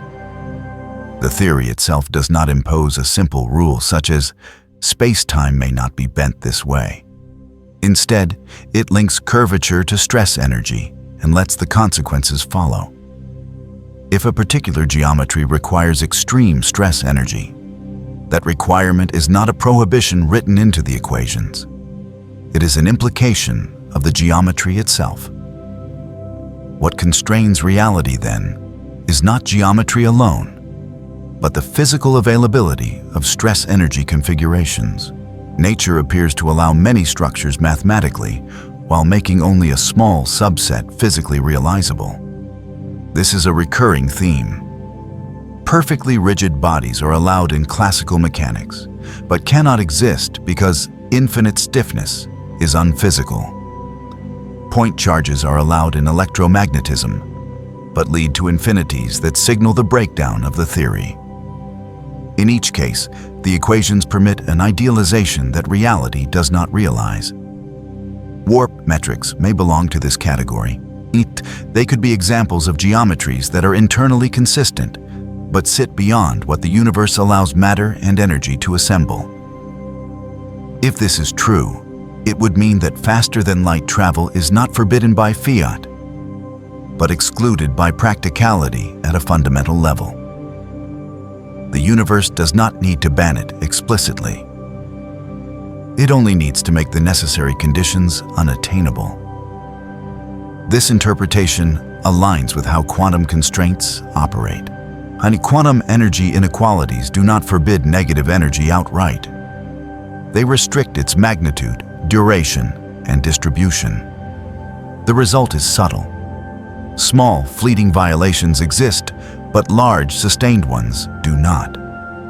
The law does not say no. It says only within limits so tight that macroscopic exploitation becomes implausible. This pattern appears deliberate, not accidental. Causality shows a similar structure. The equations of general relativity allow spacetimes with closed time-like curves under certain constructions. Yet such spacetimes tend to require exotic conditions, global arrangements, or instabilities that render them physically dubious. Some physicists interpret this as evidence of a deeper principle, often called chronology protection, whereby the universe permits causal violations mathematically but prevents their physical realization. Seen this way, faster-than-light travel proposals are not aberrations. They are probes. They test whether the universe enforces its deepest rules through explicit prohibitions or through layered constraints that converge to the same outcome. So far, evidence favors the latter. This layered structure may explain why progress in this field is slow and incremental. Each time a proposal reduces one obstruction, another emerges. Reduced negative energy requirements and control problems intensify. Improved stability and energy demands increase. Avoid horizons and superluminal effects weaken. The constraints do not vanish, and they rearrange themselves. This is not a failure of imagination. It is a signature of a tightly constrained physical system. There is also an important methodological lesson here. Physics advances not only by discovering what exists, but by discovering what cannot exist and why. Faster-than-light research has clarified the roles of energy conditions, causality, quantum back reaction, and stability in ways that extend far beyond the original question of travel. These insights feed back into cosmology, black hole physics, and quantum gravity research. It is possible that future theory will reveal a loophole, some mechanism that satisfies all constraints simultaneously in a way we do not yet understand. But it is equally possible that warp metrics are examples of allowed but unrealizable structures, thus much like other idealizations in physics. Either outcome deepens understanding. As this documentary approaches its conclusion, the focus shifts again, not to ask whether faster-than-light travel will ever happen, but to ask what it means that the question can be asked seriously at all. Why does the universe allow such extreme possibilities to appear in our equations, even if it denies them in practice? Why studying the limits of possibility matters at first glance. Faster-than-light research can appear indulgent, a fascination with ideas that are unlikely to be realized. But this impression misses the role such questions play in science.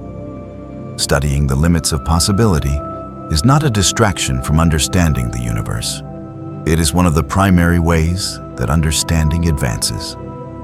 Physics progresses by identifying boundaries, where current theories apply, where they fail, and where they produce tensions that demand resolution. Faster-than-light proposals sit exactly on such boundaries. They are not pursued because scientists expect imminent success, but because they force fundamental theories to confront scenarios they were not originally designed to address. In doing so, they reveal both the strength and the incompleteness of those theories. Historically, this pattern repeats. The study of black holes began as a mathematical curiosity arising from Einstein's equations. For decades, they were treated as pathological solutions with little relevance to reality. Yet probing their implications led to discoveries about space-time singularities, event horizons, thermodynamics, and information, concepts that now sit at the heart of modern physics. The original motivation was not observation or application, but consistency. What do the equations really mean when pushed to their extremes? Warp and faster-than-light research occupies a similar role today. By asking whether space-time can be engineered, physicists are not committing to the idea that it will be. They are testing whether general relativity, quantum field theory, and causality remain coherent when confronted with extreme but mathematically allowed configurations. If contradictions emerge, they point to missing principles. If consistency survives, it strengthens confidence in the theories. This kind of work also clarifies the difference between fundamental limits and practical limits. A fundamental limit is enforced by the structure of the laws themselves. A practical limit arises from the resources required to exploit those laws. Faster-than-light research explores whether the light speed barrier belongs to the first category or the second. So far, evidence suggests a hybrid answer. Local superluminal motion is fundamentally forbidden, while effective superluminal travel via geometry may be permitted in principle, but blocked in practice by extreme constraints. That distinction matters because it reshapes how we interpret physical law. The universe may not operate through simple prohibitions, but through layered requirements that become prohibitive only when combined. Energy conditions, quantum inequalities, stability demands, and causality constraints do not individually forbid warp-like geometries. Together, they form a nearly closed system. Understanding how these layers interact is itself a scientific achievement. There is also a methodological humility embedded in this approach. Physicists working on faster-than-light concepts rarely claim certainty. They acknowledge unknowns, incomplete frameworks, and the provisional nature of their conclusions. This is not weakness. It is recognition that science advances through careful extension of theory, not through declarations of finality. Importantly, even when a proposal fails, it leaves behind tools and insights. Techniques developed to analyze warp metrics inform numerical relativity more broadly. Studies of energy condition violations sharpen understanding of quantum field behavior in curved space-time. Investigations into causal structure feed into debates about information, entropy, often the arrow of time. The value of the work persists regardless of its original motivation. Faster-than-light research also serves as a reminder that scientific imagination operates within discipline. The question, what if, is only useful when followed by, under what constraints? Warp proposals survive or fail not by appeal to intuition, but by confrontation with equations, inequalities, and consistency checks. This is how science distinguishes possibility from fantasy. As the documentary moves toward its conclusion, one final perspective emerges. The question of faster-than-light travel is not ultimately about reaching distant stars.